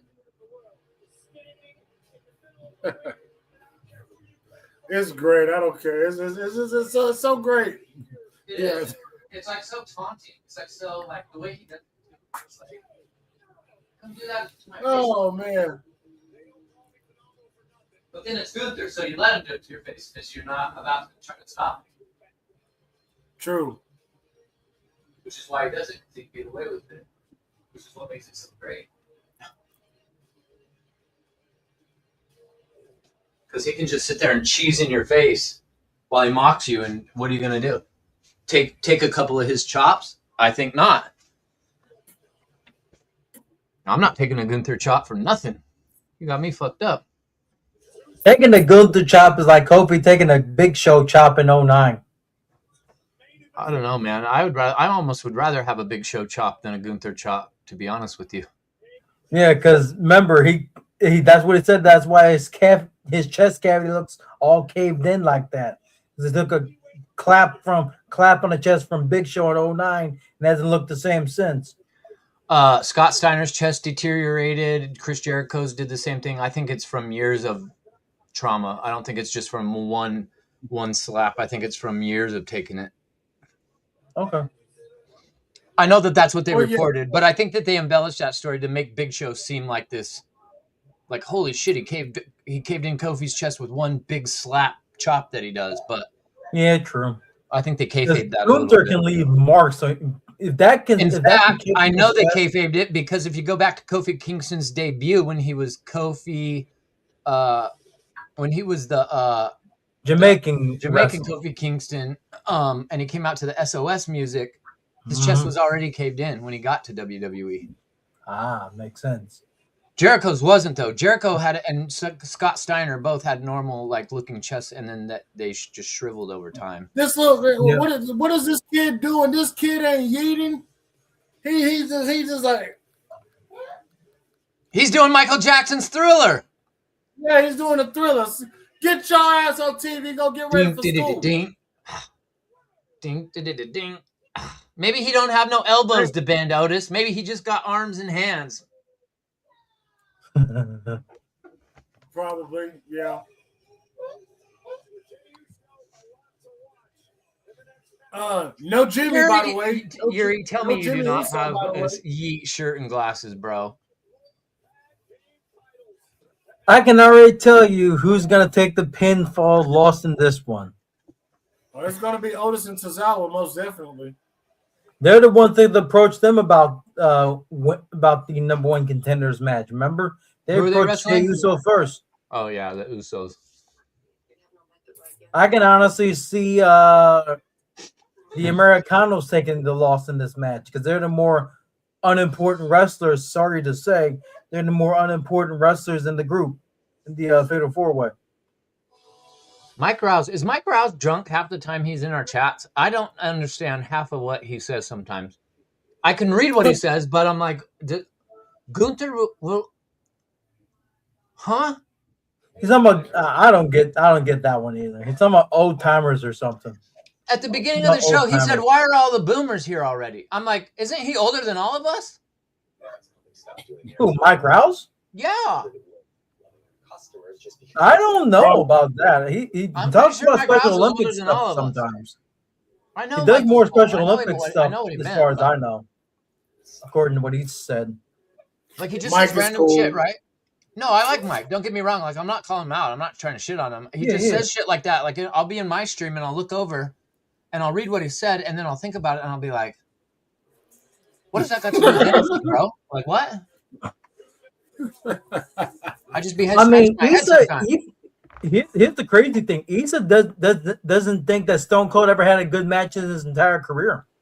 She never liked the wrestling To style. be fair to Issa, Issa did not watch the Attitude Era live. Mm-hmm. Issa missed a lot. Issa had to go back and watch on video stuff that we grew up watching live. So it's going to be a different feeling when you view it through that lens. True. Than when you're a teenager and you're growing up and watching the shit. And when you were a little kid, by the time you got to be a teenager, you understood how vanilla WWE was and how cartoony it felt. And it was just like, oh, this is lame. So when Stone Cold finally comes out and he says, fuck you to the boss, and he's slamming beers and glass is shattering and all hell is breaking loose, it's like, to our senses from the WWF Golden Era, we're like, this is what we've been wanting for years. Like, holy shit. Kind of like when we got NXT, it was like, oh my God, this is what we've always wanted in a wrestling show. Mm-hmm. Yeah. So Issa didn't get And that doesn't feeling that mean because she calling her grew up out watching that. You know, she had to go back and watch tapes of it. So this is not me calling out Issa either. It's just no, I know. So, sometimes she'll say stuff and I'll be like, really, Issa? Like, but then I have to go back and think of when she got to when she discovered wrestling and how she's had to view wrestling from the past. A lot of us got to grow up with it live, so it was a different feeling than having to go back and watch. Personally, I know that for me, when I go back and I watch old shit that I've never seen before, somebody will recommend me a match and they'll be like, yeah, you got to check this match out that I've never seen. And I'll go watch it and I'll be like, I mean, it was okay. But if the person that recommends it to you usually saw it live or was there at the show, so they were all into it and they were like, this is the greatest match ever. If you didn't, and people are still demanding. People are still demanding that the Vault channel upload, if there's any footage anywhere, the dark match with Owen Hart and Kurt Angle, because that actually did happen on a dark match before a Raw taping, before the Go Home Raw of Over the Edge '99. Imagine putting people claim that happened. That match actually did happen. Vince was a prick, you know.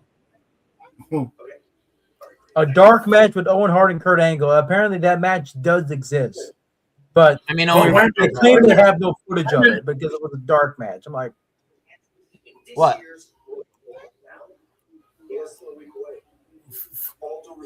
Hold on. You graded the world title last week. I had to fill that spot. Yeah. The Rumble's full. I left 30 spots. It's full. It's full. How do you know? I know. Rumble's full. That no Royal Rumble is full without Finn Balor. All I can do is apologize. The Rumble's full. So Finn can't be in the Rumble? Apparently. So now Finn's got to try to find his way into the Rumble. Oh, Liv. Whoa. This will help you, Mark. You know, I should believe you would show your respect last week, do you? He showed you up in your own hometown and then raised your arm like some kind of participation trophy, Finn, and then you thanked him for it. I heard Punk said he believed the Judgment Day. You don't believe he actually wants to become world champion, right? Because I promise you he doesn't. But you know who does, Finn? The Judgment Day. Because the Judgment Day is your family. Liv, this ain't as straightforward as it seems, okay? So let me figure this out.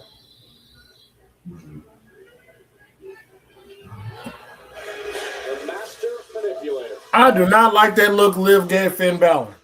I don't like that side-eye look is something. It's something that's gonna say. I hate it. Oh yeah, that's a side-eye look that you give someone when you know you're gonna turn on them. Do you guys remember a movie back in the 90s called The Craft?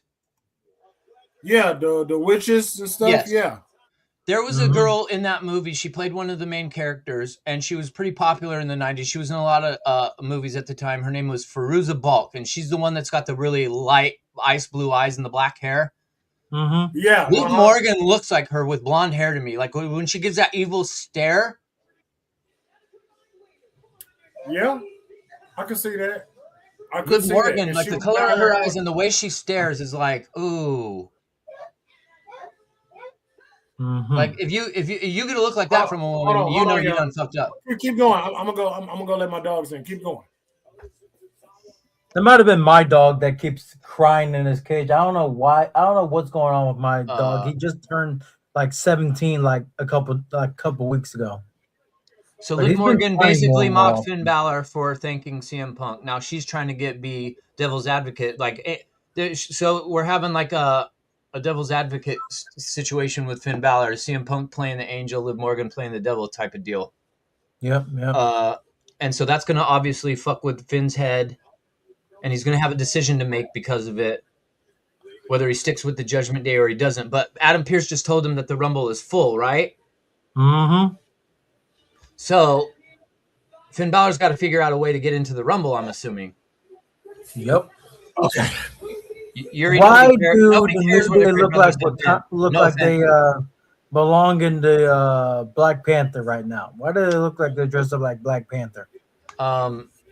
Otis. Yeah. Did you hear what I said about Finn?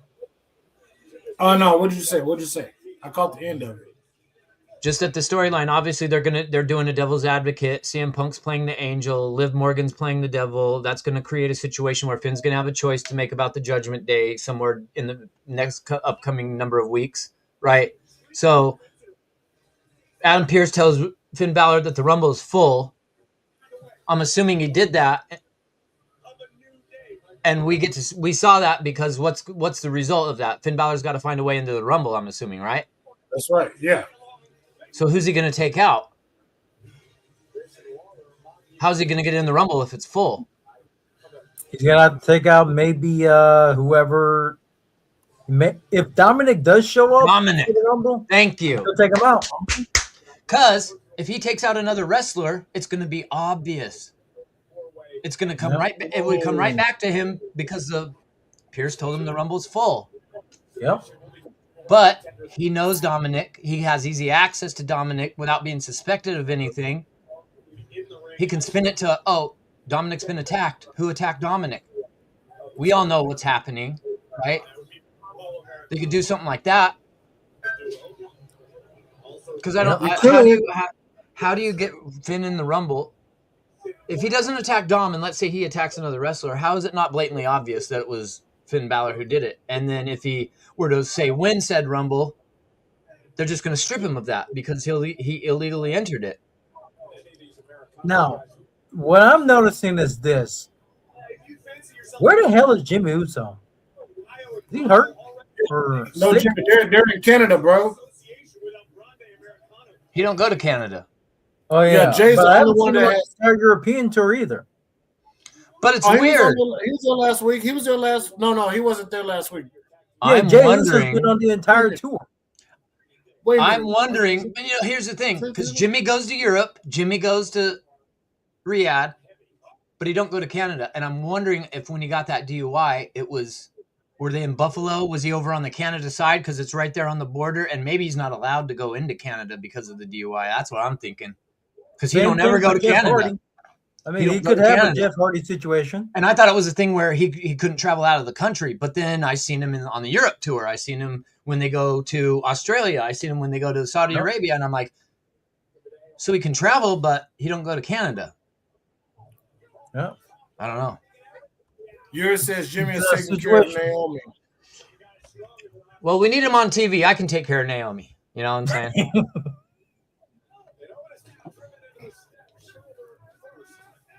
No disrespect. I'm glad to see the Creed. I was glad to see the Creed brothers are back. They haven't been on TV for how many months? They've been backstage. You can see them backstage and stuff, but other than that, not physically wrestling on TV. No. Exactly. Creed brothers are back. Yuri says that's not the Creed brothers. I think he was talking about like when the Americanos were making their entrance. Oh. I don't think he saw the Creed brothers on the side at the time. Did Naomi say if they're having a boy or girl yet or not? I don't think I haven't heard yet. I have not heard yet. They're Neither have I. They're either they're keeping it a secret, or maybe they're waiting to find out when she has it. That's possible. Oh, apparently Mike Rouse says Jimmy Uso. Uso's no. If they were both banned in Canada, Jey Uso would not be in Toronto, be on the show right now. Yeah, he's in Toronto. Sitting ringside. Mike Rouse said Uso are banned in Canada. But Jimmy Uso was he was in was it in London? I think it was London, yeah. Yeah, I think it was in London. He was there at that one. Mm-hmm. Yeah, he's always in Europe. That's what makes it so confusing. He was off the tour for a couple of weeks. It's like, what's going on here? The last time I've seen, because he mentioned because Jay was talking to Alpha Academy when Alpha Academy wanted the tag title shot. Yeah. That's how this whole number one contender shit got started. That was just a couple weeks. Jimmy Uso since that London show. Who do you have winning the Men's Royal Rumble? Oh, Roman Reigns. I have Roman. Yeah. I've got Obafemi. I'm going Braun Breaker. I'm going Braun Breaker to eliminate Obafemi from my final two. Oh, fuck you, Kratos. Fight me, bro. I mean, the best way to make a new star, have it come down to the final two guys. From let's have him lose to Braun Breaker. Have him come out and get fucking eliminated. A great debut, Kratos. I mean, he'd be eliminating Omos, Brock Lesnar, maybe Gunther. We don't know. They want to push this guy as a monster in the men's division. What better way to push him as the next second coming to the next big thing?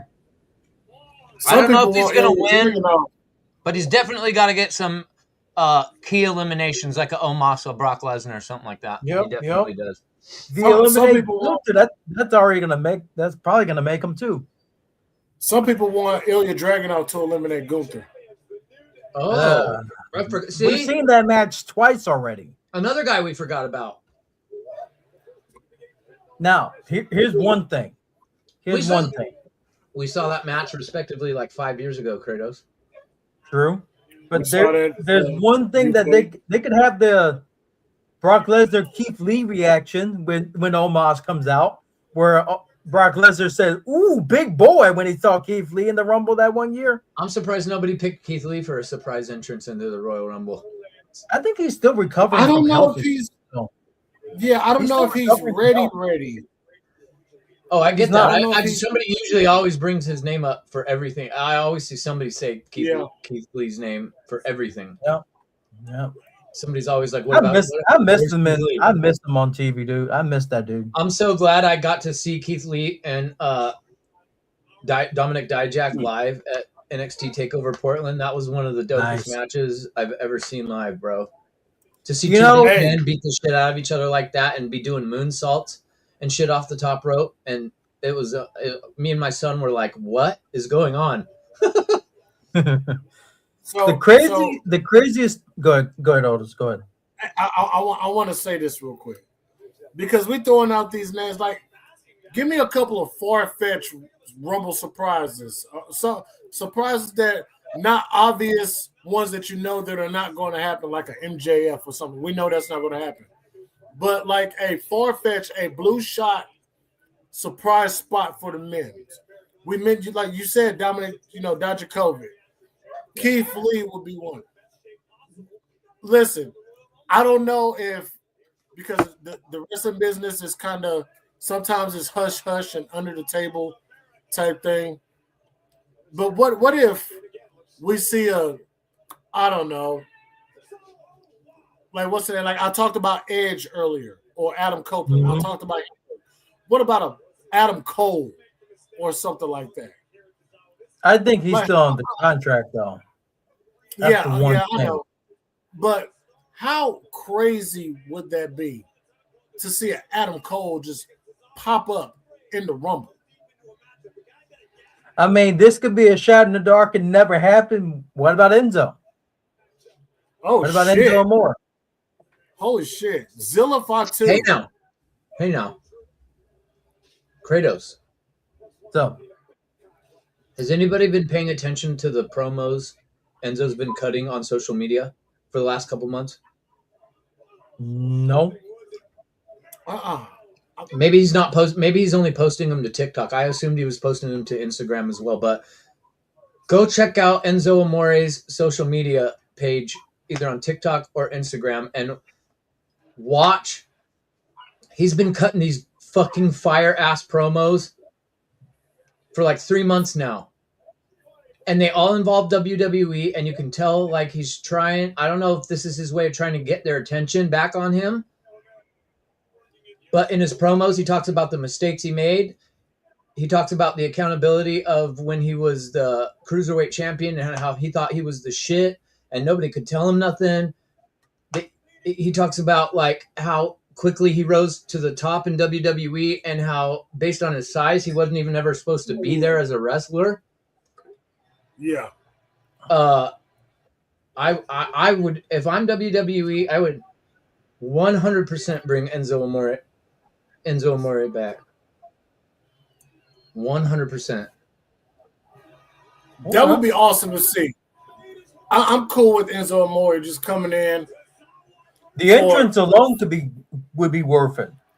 Oh my god! Oh my god! The entrance alone would be worth it. Oh, and I mentioned, and I mentioned Zilla Fatu. Yeah. Like, I definitely believe that that he's probably gonna be doing the NXT thing.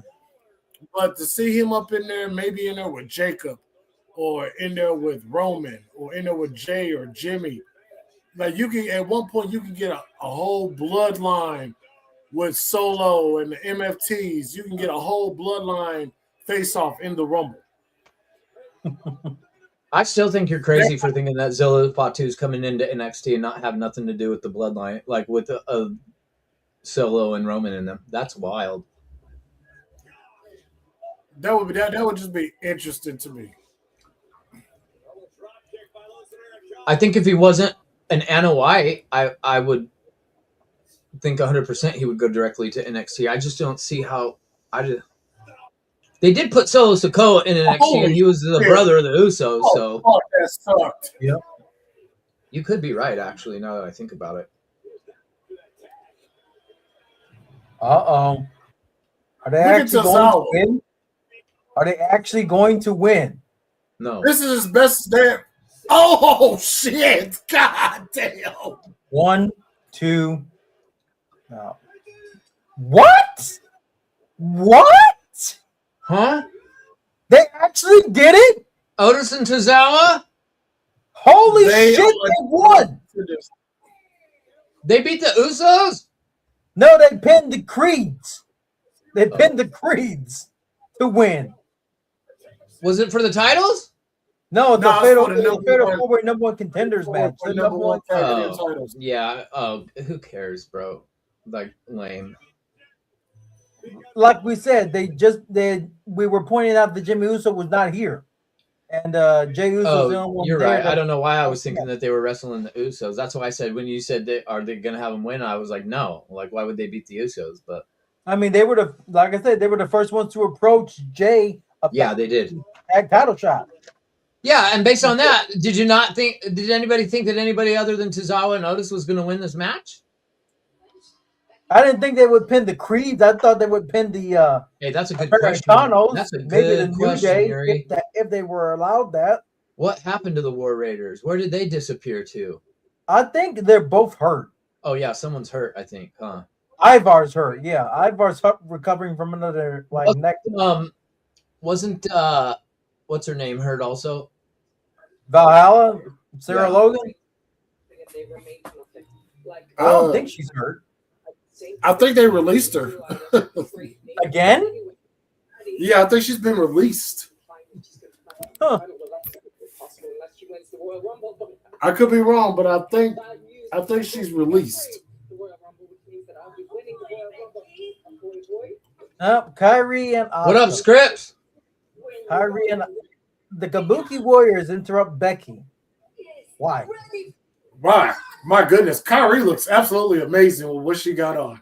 In fact, actually, we would have won more games if it wasn't for you and Oscar. You lost it for the team. Tell her that. Tell her. Go. 姉さん、あいつこんな言ってます。Becky says she's ready. Damn! Damn. Oscar looks so goddamn pretty. Oscar's so damn pretty. Asuka sounded pissed off over that. When is Asuka not pissed off?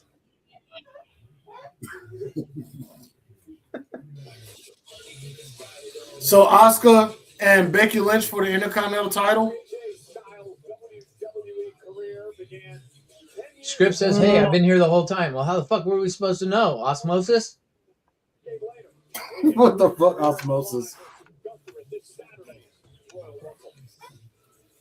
So Oscar versus Script says his Script's been talking and we've been ignoring his ass this whole time. I don't see any comments from him. Oh yeah, he did. He's the one that said Trey Miguel. I'd say Trey Miguel first, though, I think. Script says, you know what would really piss off the sickos? Trey Miguel as part of the Final Four. He said that. Okay. He said that over an hour. He said that an hour and a half ago. Sorry, Scripps. I missed that, bro. Sorry. I didn't see that either. Oh yeah, oh goddamn, we missed. Oh shit, Gary brought up another one.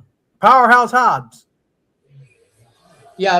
Okay, now wait a minute. Wait. You mean Royce Keys? Royce Keys. What about him? That's Powerhouse Hobbs. That's Powerhouse Hobbs' new name.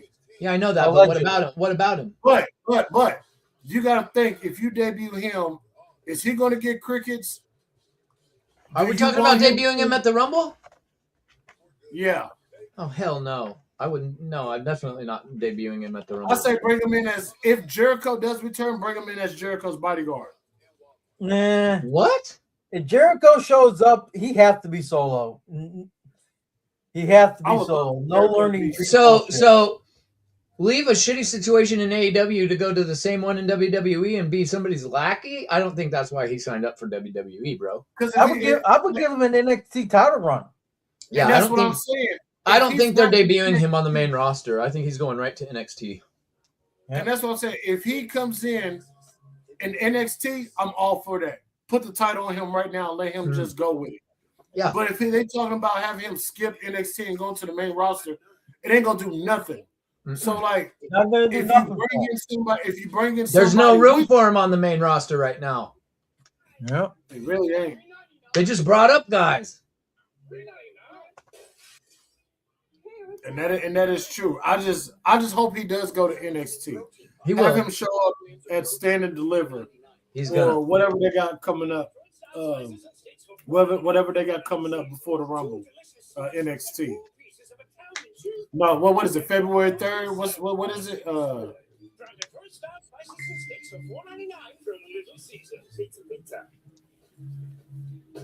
I forgot what it was. The NXT show, I forget too. Just like yours. Which is egregious because I'm the one of the group that covers NXT, but I don't be that in. I'm not like nerdy with the shit. I don't be looking it up enough, researching it. Which one? When is the next? When is the Dark State? NXT Philly? Come on, Dark State, yo. Dark State? No, the name of the next NXT PLE. They haven't announced it yet. Because they gotta have one in February, right? Well, February 3rd is I think it's it's like their name. It's like a old pay-per-view name, but it's just a weekly Tuesday show. You know how they do that sometimes. I think it's one of them, but I'm not sure. In Valentine's Day Massacre? No. Let me see. No, the next NXT PLE is going to be probably March. Stand and Deliver? They're going to hold off that March long? or April because they only do them quarterly. Yeah. They only do for like 4 a year, don't they? That's crazy. Script says it's Vengeance Day. I think that's what it is. Oh yeah, Vengeance Day. And that's February 3rd, right? Scripts? Yeah. Vengeance Day. Yes. Okay. Okay. So I would say, could you debut Powerhouse Hobbs there? Well, Philadelphia street fight for Raquel and Stephanie. You debut Hobbs at Vengeance Day. Wrong. Or if you're waiting, then you wait and you debut him at NXT Roadblock, which would be in March. But I would think that they would get him on TV sooner rather than later. So I would debut Hobbs on the 3rd, which is what, next week? Yeah. We're going to have a tape delay SmackDown. We're having a tape delay of a SmackDown, obviously. Okay. Well, yeah. Why is NXT Stand and Deliver called Smark Out Moment? What? It's called what? What? NXT Stand and Deliver. The logo banner for this year's Stand and Deliver over the top says Smark Out Moment. Huh? Smark Out Moment? I'm not gonna say it again. I want to see this. Where'd you find this? I'll screen share. What the fuck?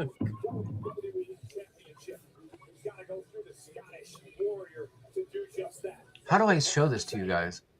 You have to click the little screen with the plus sign in the middle at the bottom. No. That's how you screen share. Just say share screen at the bottom as the bottom choice. Or just would have to add it to the stream. Yeah, I'm waiting on. Do you see it? Right there. Smark What out. the hell? It's true. You ain't lying. What? Isn't that weird? That's so weird. Hey, at least they're bringing the Slammies back.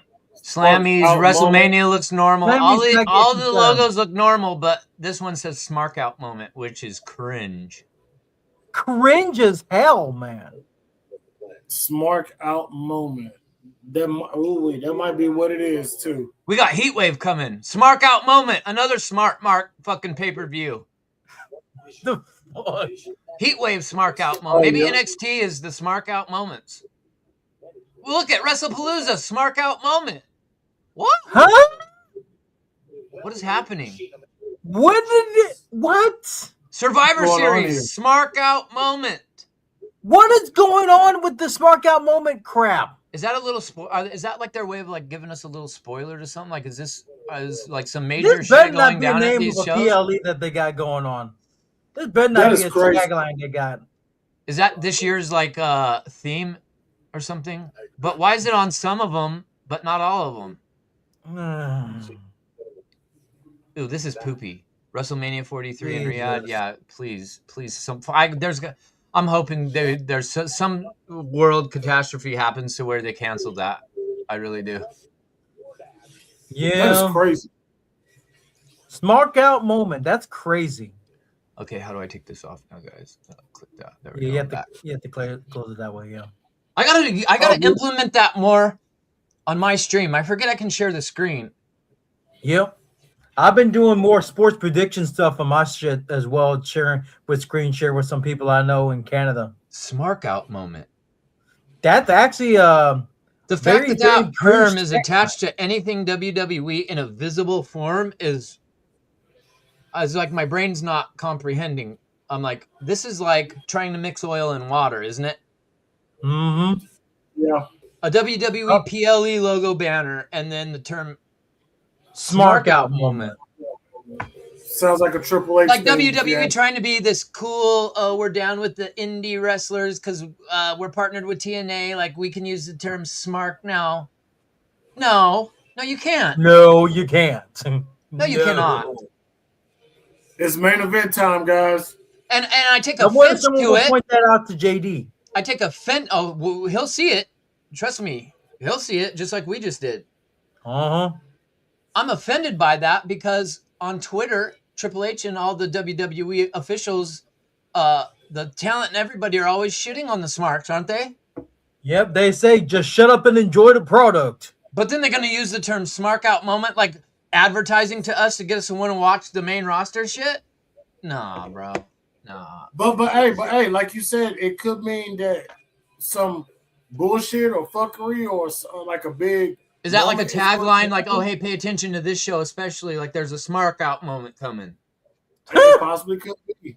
Like it's a little spoiler tag, right? Like, hey, you're gonna want to watch this type of deal. I don't know. I'm good at this. I can't believe I don't get to watch the main event live. I'm pissed. Script says sounds like they've been listening to Chi-Town Smart. I'm like, I don't listen to Chi-Town Smart. Talking about Jesse. Yep.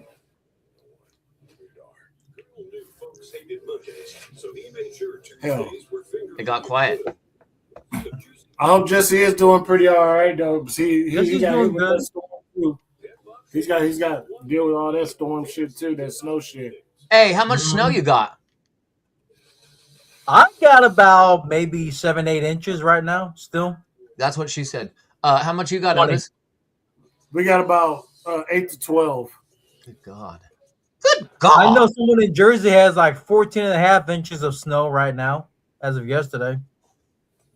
In Jersey, of all places. Oh, God bless them. They're getting hit hard right now. I saw that Lake Michigan has giant chunks of ice covering the whole thing, just floating on the top in the waves. It's like that lake effect. That's that lake effect.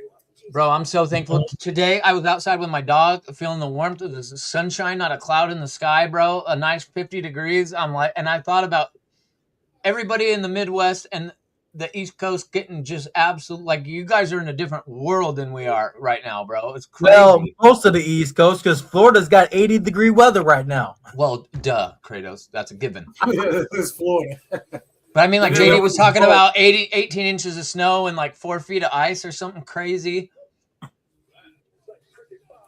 Nah, my power didn't get cut off, thank Christ. My power did not cut off either. Hey, man, it can snow and blizzard all at once as long as the power stays on. Yep. Eddie says he got about 10 where he's at. 10 inches of snow where he was at. Like, man. Damn, we don't ever get snow here, man. And I'm going to tell y'all right now, when it gets spring, March, April, we're going to be up under a tornado season, and y'all going to see me up here probably. Hey, weren't there 2 tornadoes yesterday? I seen none yesterday. Not in the cold, but that'd be scary as hell.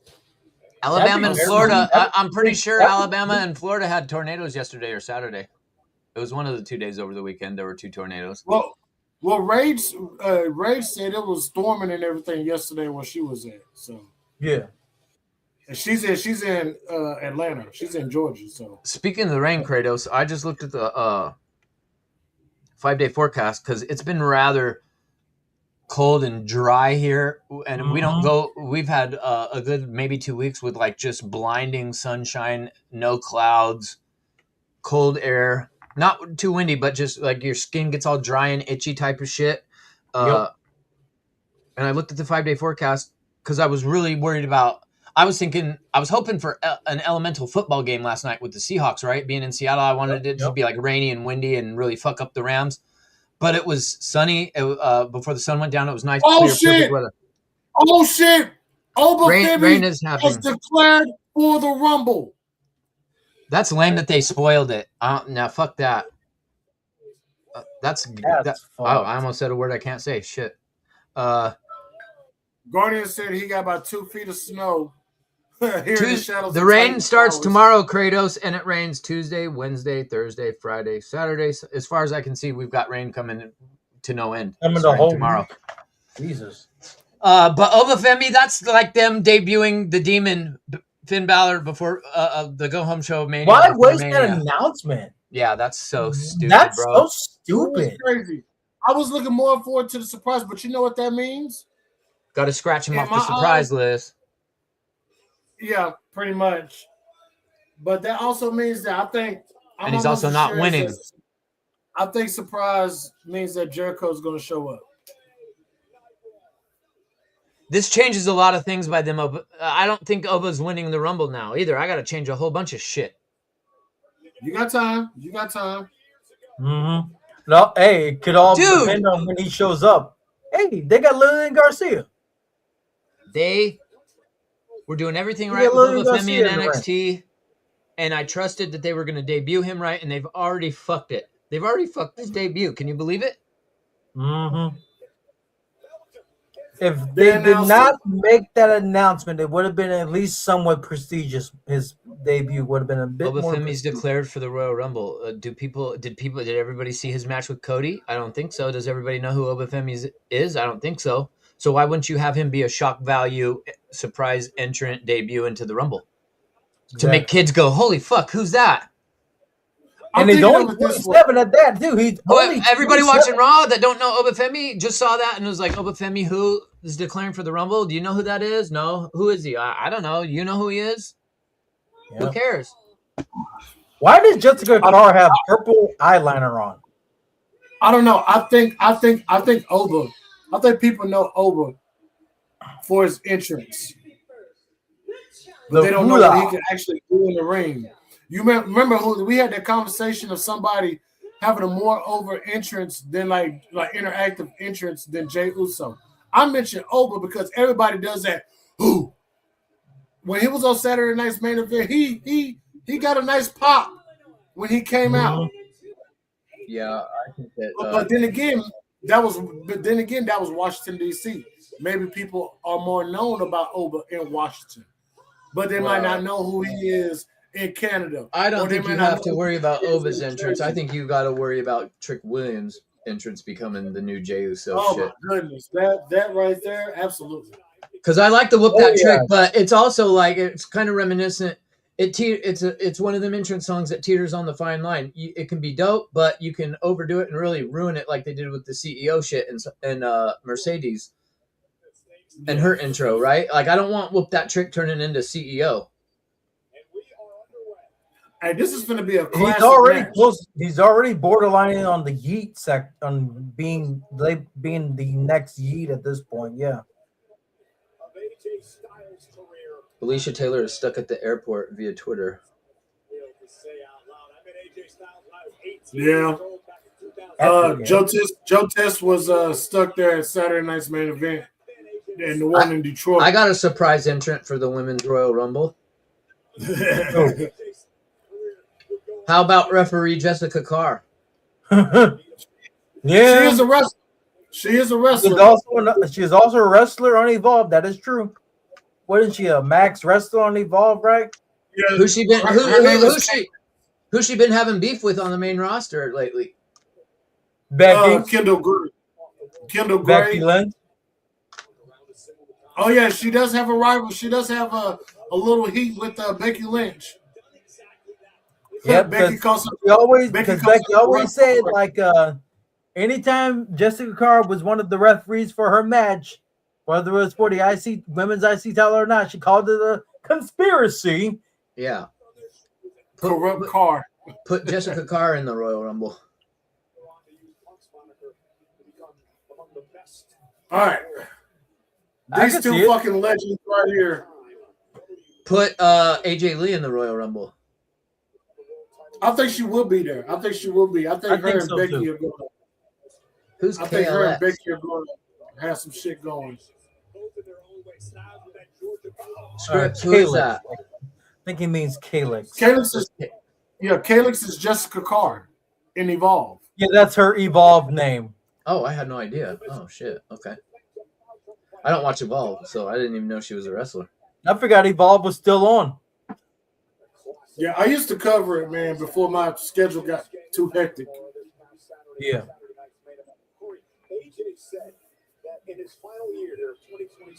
Because it would be on like a couple hours before Dynamite, too.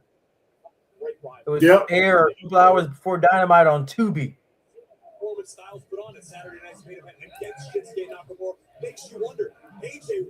They should have named it. They should have called it Booby. Booby. Everybody would have downloaded it immediately. Yeah, one thing. Would they not have? Oh, damn. Oh, wow. Nice move by Punk. I mean, men and women All across right. the world, both. I think we all share an infinite. And there's everybody likes boobies. Who don't? All right. What who y'all got in this match, man? Who y'all got in this match? What do you think is going to happen? I think Punk You will think retain. I'm I gonna say think you Punk will think retain, BiggOh. or AJ wins by DQ because Gunther gets involved. Is Gunther involving himself, or does somebody else involve himself and screw Punk? Like Braun Breaker, because he is there. Like a Braun Breaker, like I mean, I think it's a good possibility that Gunther ruins the match. We got about 10 to 15 minutes to find out. This match ain't going 25 minutes. It's definitely got to end in fuck finish somehow. Yep. We'll find out in 10 to 15 minutes. Who's got beef with CM Punk right now? Is it just Braun? Just the Vision. Yep. Just Braun Breaker. Not like Drew McIntyre or anything? Nah. It's just the Vision. Oh, Drew McIntyre's the champ, though. They wouldn't have the champ attack the other champ on Raw. Never mind. Good running. Good running. Shit. Good God. Good God. And why are they going to commercial?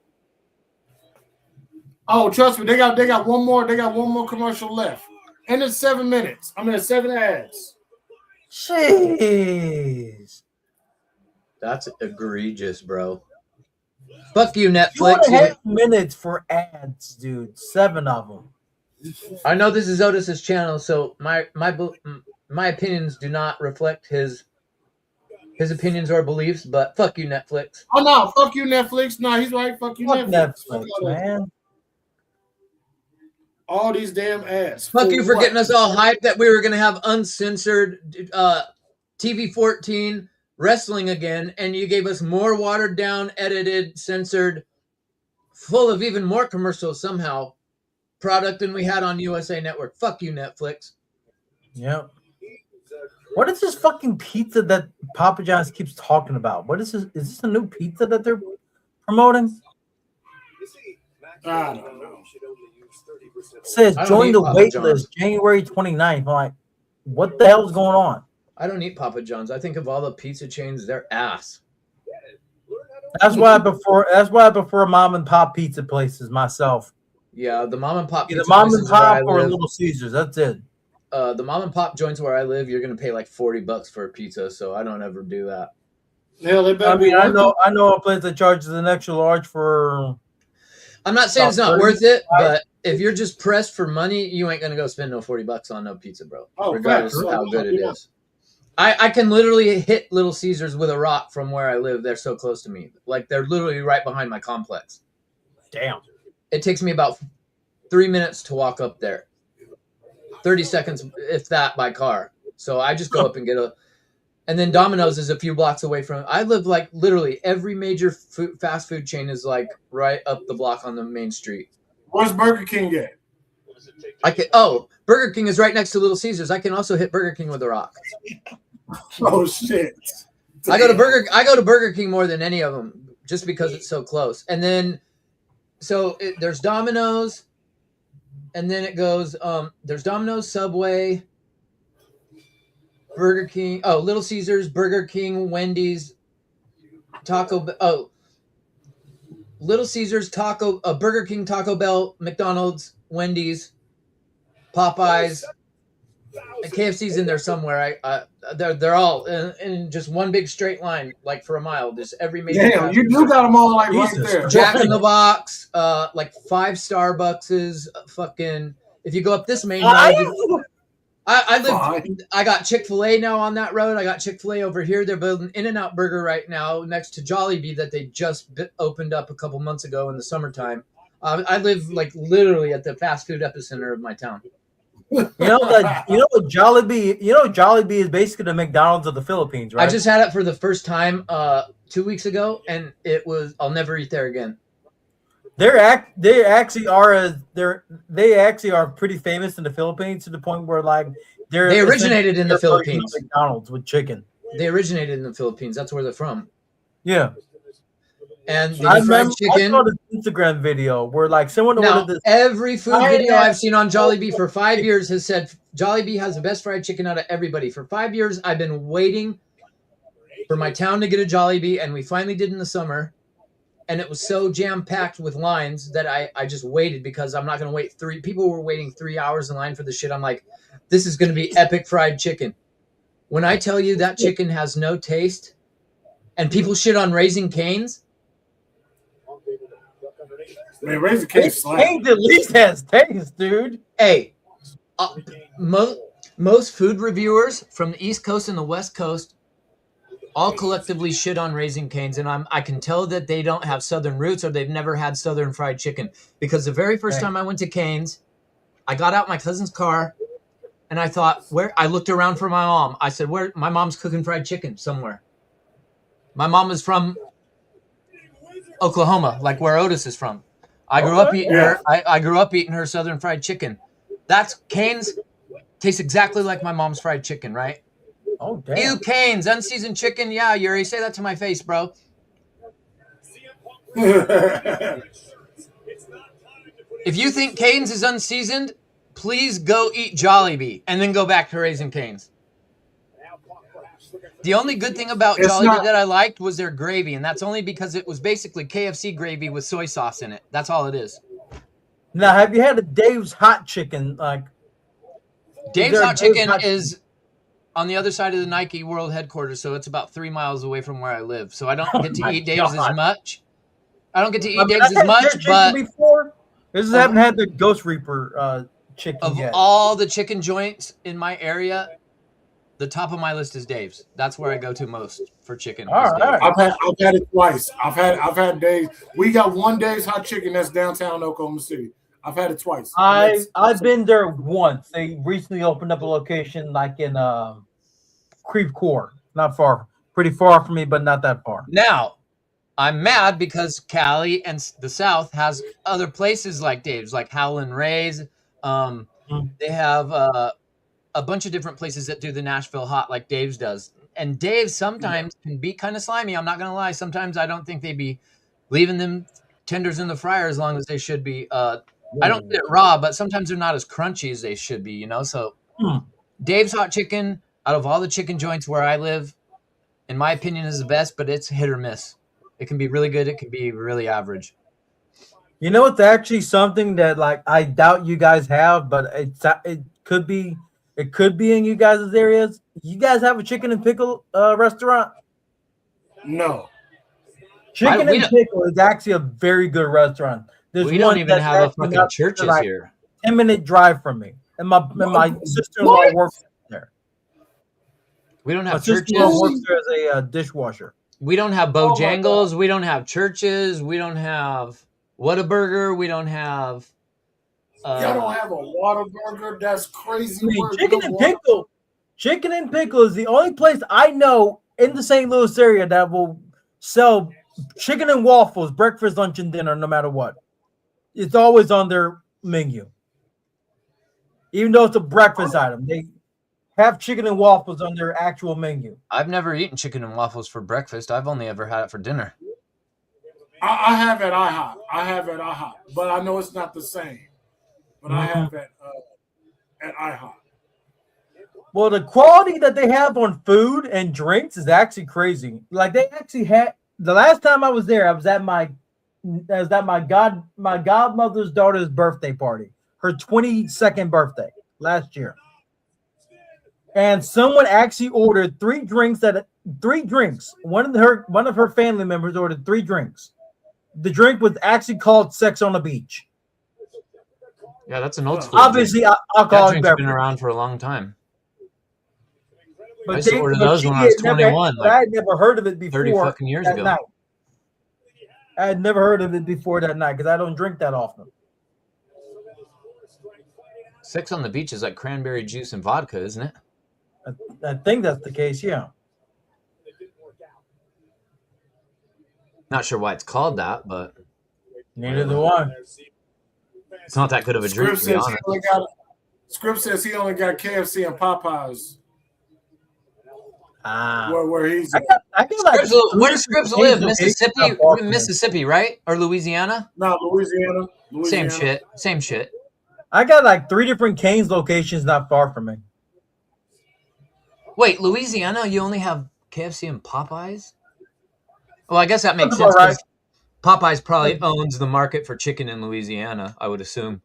Yep. Since they're Louisiana based, yeah.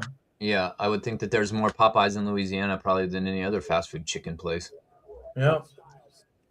But no, Jollibee, for the price that you pay, their burger was okay.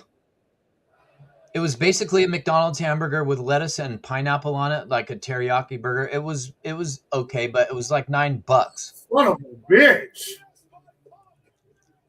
But the chicken there, like a champ.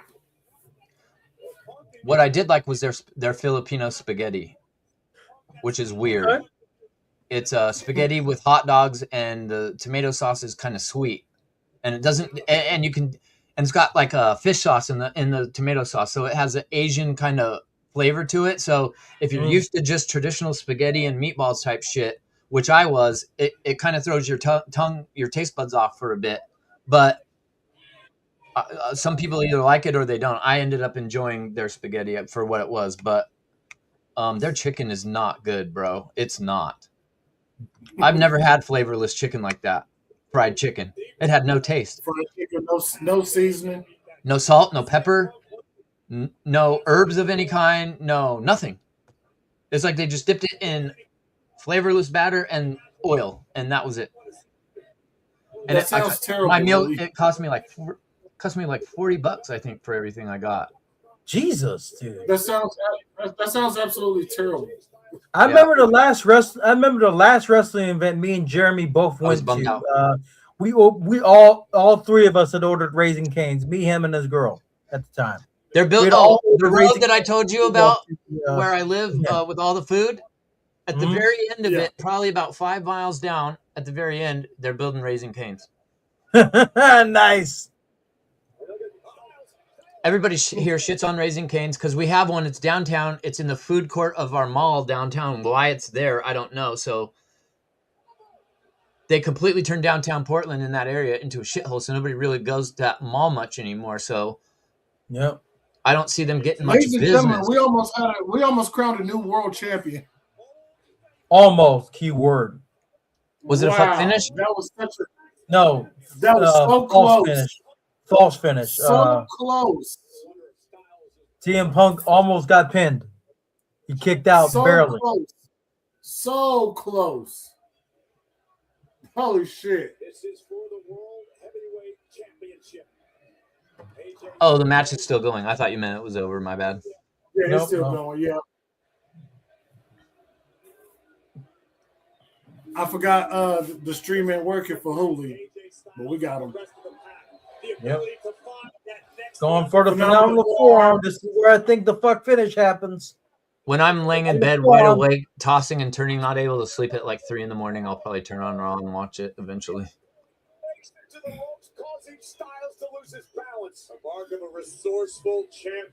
A dream match I've waited for so many years for.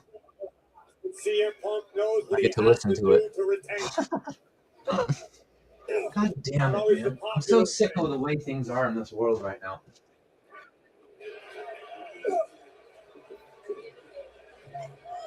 These 2 men giving everything they have.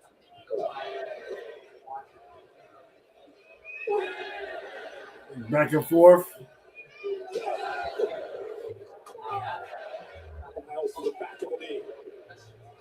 Oh. Styles as well. Down to a knee. Kick right to the chest. Woo. We're going at it. Holy shit. Hey, leg kick. How much do you got to pay ESPN to watch the WWE pay-per-views? $30. So you got to pay for $30 a month just for a pay-per-view. You got to pay Netflix anywhere from $12 to $24 a month for Raw. Where's SmackDown on? What channel? USA. Aren't they? They're not switching to Netflix? They are international. I thought SmackDown was switching to a different channel though in 26.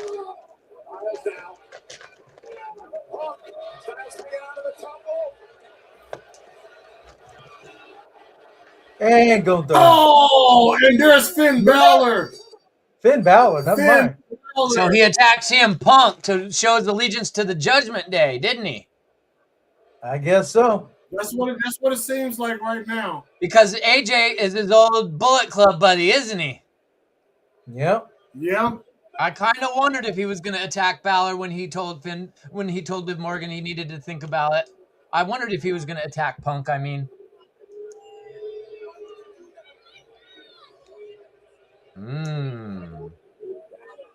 What are they staring at? He's on the other side.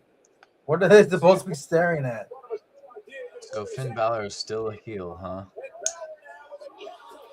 Oh, couldn't even break the barricade. Gonna try again. Is it a DQ? Yep, DQ finish. Them barricades must be made of tougher shit. Tried to break it twice and it didn't break.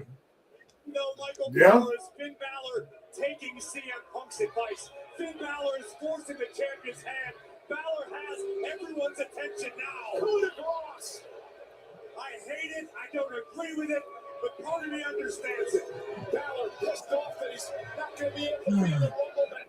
Oh dear.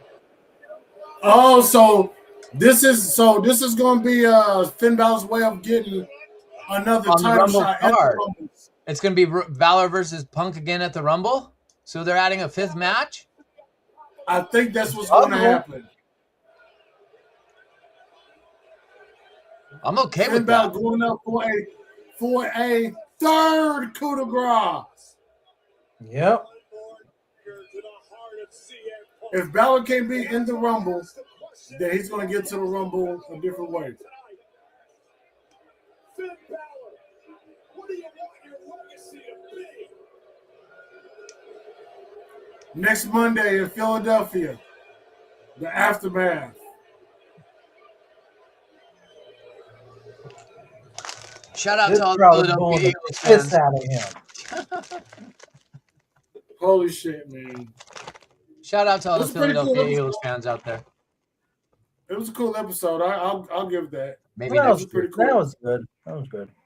Maybe next It year. was mid. It was mid. Yep. Yep. That's what it was. They would just get they look. I expected Raw. They're and coasting SmackDown to the Rumble, aren't they? Yeah, they're That just was a getting- given. They're just getting ready for the Rumble. That's all they're doing. Yep. And I'm cool. I knew what it was, so I'm cool with it. It ain't no thing to me. So, but that's it for Monday Night Raw, man. Kratos, you got anything you want to tell the people, man? Do you have a Super Bowl prediction show coming up soon? Should be tomorrow night, 8 p.m. sharp. Woo. Be right around the time where NXT will be live. The only problem is I'll be working Monday through Friday for a while because I'm helping out someone at work who's pregnant. Yeah. And I'm gonna help her out until she goes on maternity leave. Well, he gotta be a good man. Nah. But okay, so tomorrow the prediction show, Super Bowl prediction show. Scripps is going to do NXT for Hooli tomorrow. Hooli will be live on set. You know what? Hooli, go ahead. Go ahead. You tell your business. I don't want to tell people your business. Oh Tell no, your you're business. good. Oh, I was fine with you saying it. Yeah, I gotta watch my streaming time. Given the fact my team made the Super Bowl, I'm saving streaming time for that game in 2 weeks. So because of that, I'm not doing NXT tomorrow, and possibly next Tuesday. It just depends. But I will be live. I think we're doing a collab stream for the Rumble, aren't we? Yeah, we'll be collabing live for the Rumble, and we got the Super Bowl coming up February 8th. Seahawks versus Patriots. A chance to erase the stink off of that loss that happened 12 years ago. 2014 was a terrible year, by the way. I remember so many awful things that happened that year.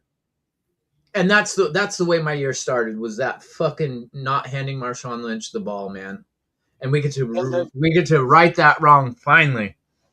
And that was the talk. That was definitely the talk of all of the 3 and 4 letter networks today about the handoff that should have been 12 years ago in that Super Bowl. Mm-hmm. But apparently that Super Bowl was in 2015, though. Check this out.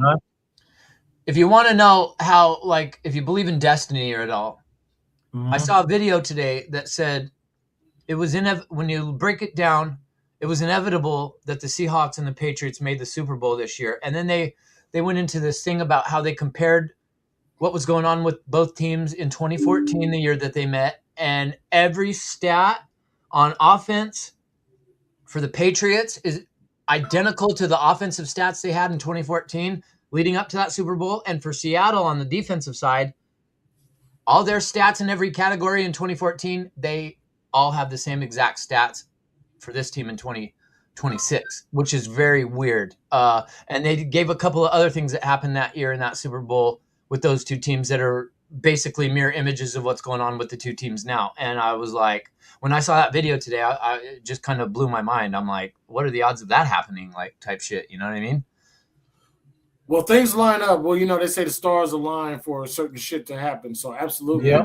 We're going to get the greatest rematch possibly of all time. And hopefully, because I'm putting money on Seattle, but hopefully Seattle will be able to right those wrongs that happened 12 years ago. But I'll be live on Saturday for the Royal Rumble. We're going to collab with Hooli on his channel as well. Make sure y'all both go subscribe to my bro Hooli. Make sure y'all go subscribe to Kratos for the Super Bowl predictions for tomorrow at 8 p.m. Central. That'll be 9 on the East Coast and 6 o'clock on the West Coast. And if you're in the Mountain Time with Future and them, shout out to Future, then, it'll be about 7 your time. So, that's how it is, though. So we're going to get up out of here, man. I appreciate everybody coming through. Thank you, Hooli, for being here.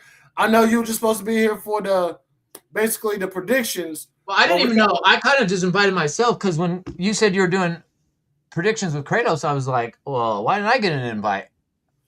Because, hey, I was like, well, hell, I didn't know if you wanted to hop on here and everything. You know how crazy it can be when we got. No, I figured it was because of what I said about us doing collabs instead of me being on the show and us trying to watch Raw at the same time.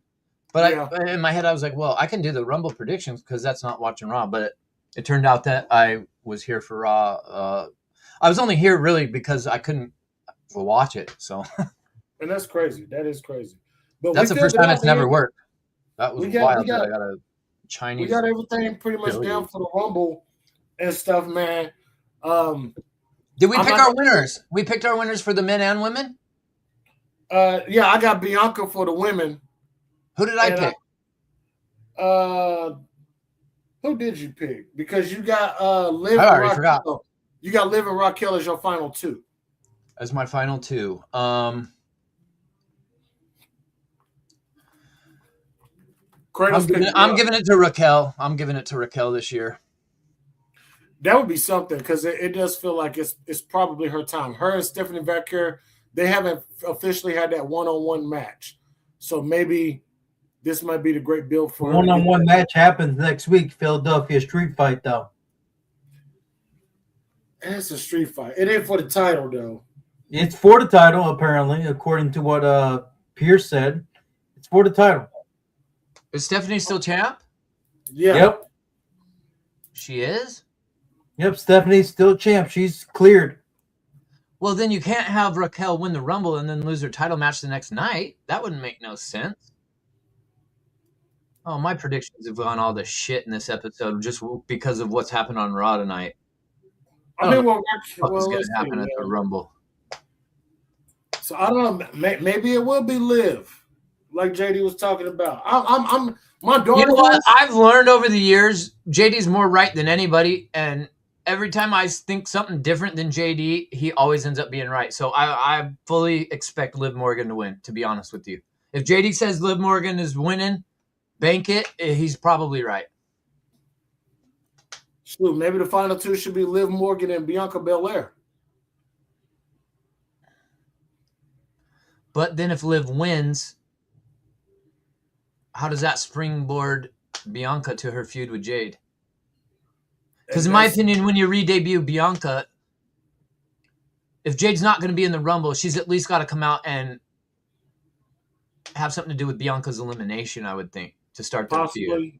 And the women still got Elimination Chamber to go through as well. Now, that's not to say they might just bring Bianca back and not start her right away with Jade, but it wouldn't make sense for her to be around for a little bit and then in like a few weeks or a month or so closer to Mania, try to build it really quickly. I don't know. It's WWE. Who knows what the fuck they're going to do. That is true. But like I said, we still got Elimination Chamber. Maybe that's what Bianca gets her crowning moment at the Elimination Chamber. Yeah, I could pretty see much that. like 1 year removed from when. That's a good call. That's a great call, actually. That's a great call for Bianca to win the Chamber, and on the year that all that shit happened with Naomi turning heel and stuff like that. Yeah. So that might be where it is. So I might have to change my pick too. I might have to go ahead and go with Liv. Yeah. I think I might have to go with Liv. Kratos, are you having any second opinions? I think Kratos had dipped out on this for a second. Oh, he went to go check on his dogs again, one or the other. But I might have to change my opinion and go with Liv, man. So I think that's what I'm probably going to end up doing. I got Roman winning the men's Rumble. I say Roman comes out maybe. I got to change my pick because I said Obafemi, but then they announced his declaring for the Royal Rumble. So that pretty much lets me know he's not winning the Rumble. So now I got to change my shit. So, okay. So who do you have as your final Honestly, pick? when I said Obafemi, I was thinking about who won it last year, and it was a babyface Jey Uso. And I can see them having a heel win it this year because Cody babyface 2 years in a row, Jay babyface third year in a row. It's about due for a heel to win the Rumble, I would think. So maybe I go with Braun Breaker on this one. You know what? That makes some sense. That makes some damn good sense. I think Braun Breaker would be a good. You know, they went babyface, and then Cody that guarantees him a shot versus Punk. Yeah, Cody won it twice in a row. So and they made it very obvious, especially on that second win in a row for Cody, that he was going to win it. I wouldn't be surprised if. I'm gonna say I'm saying Braun Breaker. I'm gonna say the final two will be Braun Breaker and Roman. Yeah. It could be Roman and because Roman's got beef. He's really got the beef with Bronson Reed. It could be Bronson Reed and Roman in the final two also. If you're having Roman win, you could do that. I'm going Braun Breaker to win now. I'm changing my pick. I'm changing mine to Braun as I talked myself out of the Obafemi deal. That really pisses me off that they announced Obafemi already, though. What a way to kill a buzz. They did. They have. What happened to the art of debuting somebody for the pop value, for the shock, for the, oh my God, he's finally here. Now Obafemi's declared for the Rumble via silent imagery on television screen. Yay. Can't wait. Pretty much, man. It's all right. Hopefully they give us something way different. Maybe he'll have an impromptu match at the Rumble, but not actually be in the Rumble. I don't know. I'm just throwing shit out there now at this point. But if I end up being correct and it ends up being Roman and Oba, I'll be shocked. But part of me wants to keep Oba as winning the Rumble, but like I said, them announcing it really kind of took the wind out of my sails and makes me. I mean, he could still win it, but then he would be going to WrestleMania versus who? Drew McIntyre. Drew McIntyre did fuck him out in the Cody Rhodes match that they had. That's true. Saturday night's main event. Oh. On Cena's. Okay, so now I'm having issues. Now I don't know if I should pick Braun Breaker or just stick with Obafemi. Because I could definitely see Obafemi showing up and going you know what? to Drew. I said was it around WrestlePalooza time? I said Obafemi is winning the Royal Rumble. I mean, I was saying this months and months ago. It could be time. I mean, but you need to do something with Braun. I guess whatever you do at the Rumble, the thing that you didn't do with the other guy, you do at Elimination Chamber. So if you have Braun win Rumble, Oba wins Chamber, or Oba wins Rumble, Braun wins Chamber. Yeah. Yeah. It could work. I'm sticking with Oba. I think that Braun's going to win it because, like I said, it's time for a heel to win. But how do you get Oba to... I mean, it's not... I guess maybe you don't have Oba and Drew McIntyre at WrestleMania. And that's the thing. Like if Oba shows up, he got to look good. He's got to have some good key eliminations. Just like a Braun Breaker needs a key eliminations. You got to have Oba looking like... Maybe Oba eliminates Bronson Reed, and that pisses off Braun Breaker, and Braun Breaker and Obafemi are the final two, and Braun Breaker eliminates Obafemi. Maybe that's how that happens. I want to see Oba and Gunther face to face one good time. I want to see that. I'm very anxious to see who they're going to put Oba up against for his first feud. I really am. I don't know. Because it could be a number of people. There's a bunch of people I want to see go up against Oba. It definitely can. WWE has one good chance, and they might have already started off on the wrong foot by announcing his arrival at the Royal Rumble, but they need to make this arrival. See, what WWE has done is they done backed themselves into a corner by announcing Obafemi's his arrival basically up to the main roster at the Royal Rumble. So by doing that, you got to make this man look as strong, as devastating, as powerful as he has ever been, maybe even slightly a bit more than what he was on NXT. Otherwise, it's done. But who have they been making look like that already currently? Braun Breaker, right? So how do you debut a guy? Do they debut him to make him look weaker than Braun Breaker? Why would they do that? That doesn't make sense in the logical way of thinking about things, right? And I don't think that's going to happen. I think he's going to be a problem. That's what I want. I want Obafemi to be a problem. You know how they're kind of making Braun Breaker seem like he has this rage about him, right? And when you get him to that level, he just goes psycho and just fucking starts mauling everybody. Yeah, he has a tick. Maybe his temper gets the better. Maybe they go with the storyline of like Braun Breaker. He's so devastating, but he's kind of unhinged. He kind of needs to learn how to control the rage a little bit more. And maybe he gets so angry, like he ends up costing himself somehow at the Royal Rumble. Like he runs so fast at Obafemi to take him out, and Oba ducks, and then he goes flying over the top rope, eliminates himself somehow, or some shit like that. You know what I mean? So then Oba can win, and Braun. That way, one of them can win, one of them can lose, but the loser doesn't look weak. You know what I mean? It doesn't look like the guy that won beat him necessarily. They could do something like that. I don't know. I'm curious. I don't know what to do, Otis. Do I pick Braun or do I stick with Oba? Because I said Oba originally, like at the end of summer last year. Think about it. You got somebody trying to go after the World Heavyweight Championship. Obafemi, when he was wrestling Cody Rhodes, Drew McIntyre fucked that up. And based off of what Finn Balor did tonight with Punk. Oh my goodness. They're not going to fight at Royal Rumble and then be done, I wouldn't think. So but Braun Breaker was going after CM Punk. Yeah, it's supposed to be Braun Breaker going after CM Punk. But now we got Finn Balor in the mix. Finn Balor doesn't have nothing to do as far as the Rumble. So he has to find something to do for the Rumble, which is why I think he attacked CM Punk. Because I was on your side about when you was talking about, I can't get it to Rumble. I'm going to go take out Tozawa and steal his spot or something. Right. I knew Balor was going to take somebody out, but I didn't. And then Liv Morgan kind of dropped a couple of clues that had me thinking while we were talking, but I didn't vocalize it. But I thought in my head, is Balor is he going to befriend CM Punk or is he going to attack him? But they did that tonight, so yeah. And Liv gave Finn Balor that side eye look, which I did not like at all.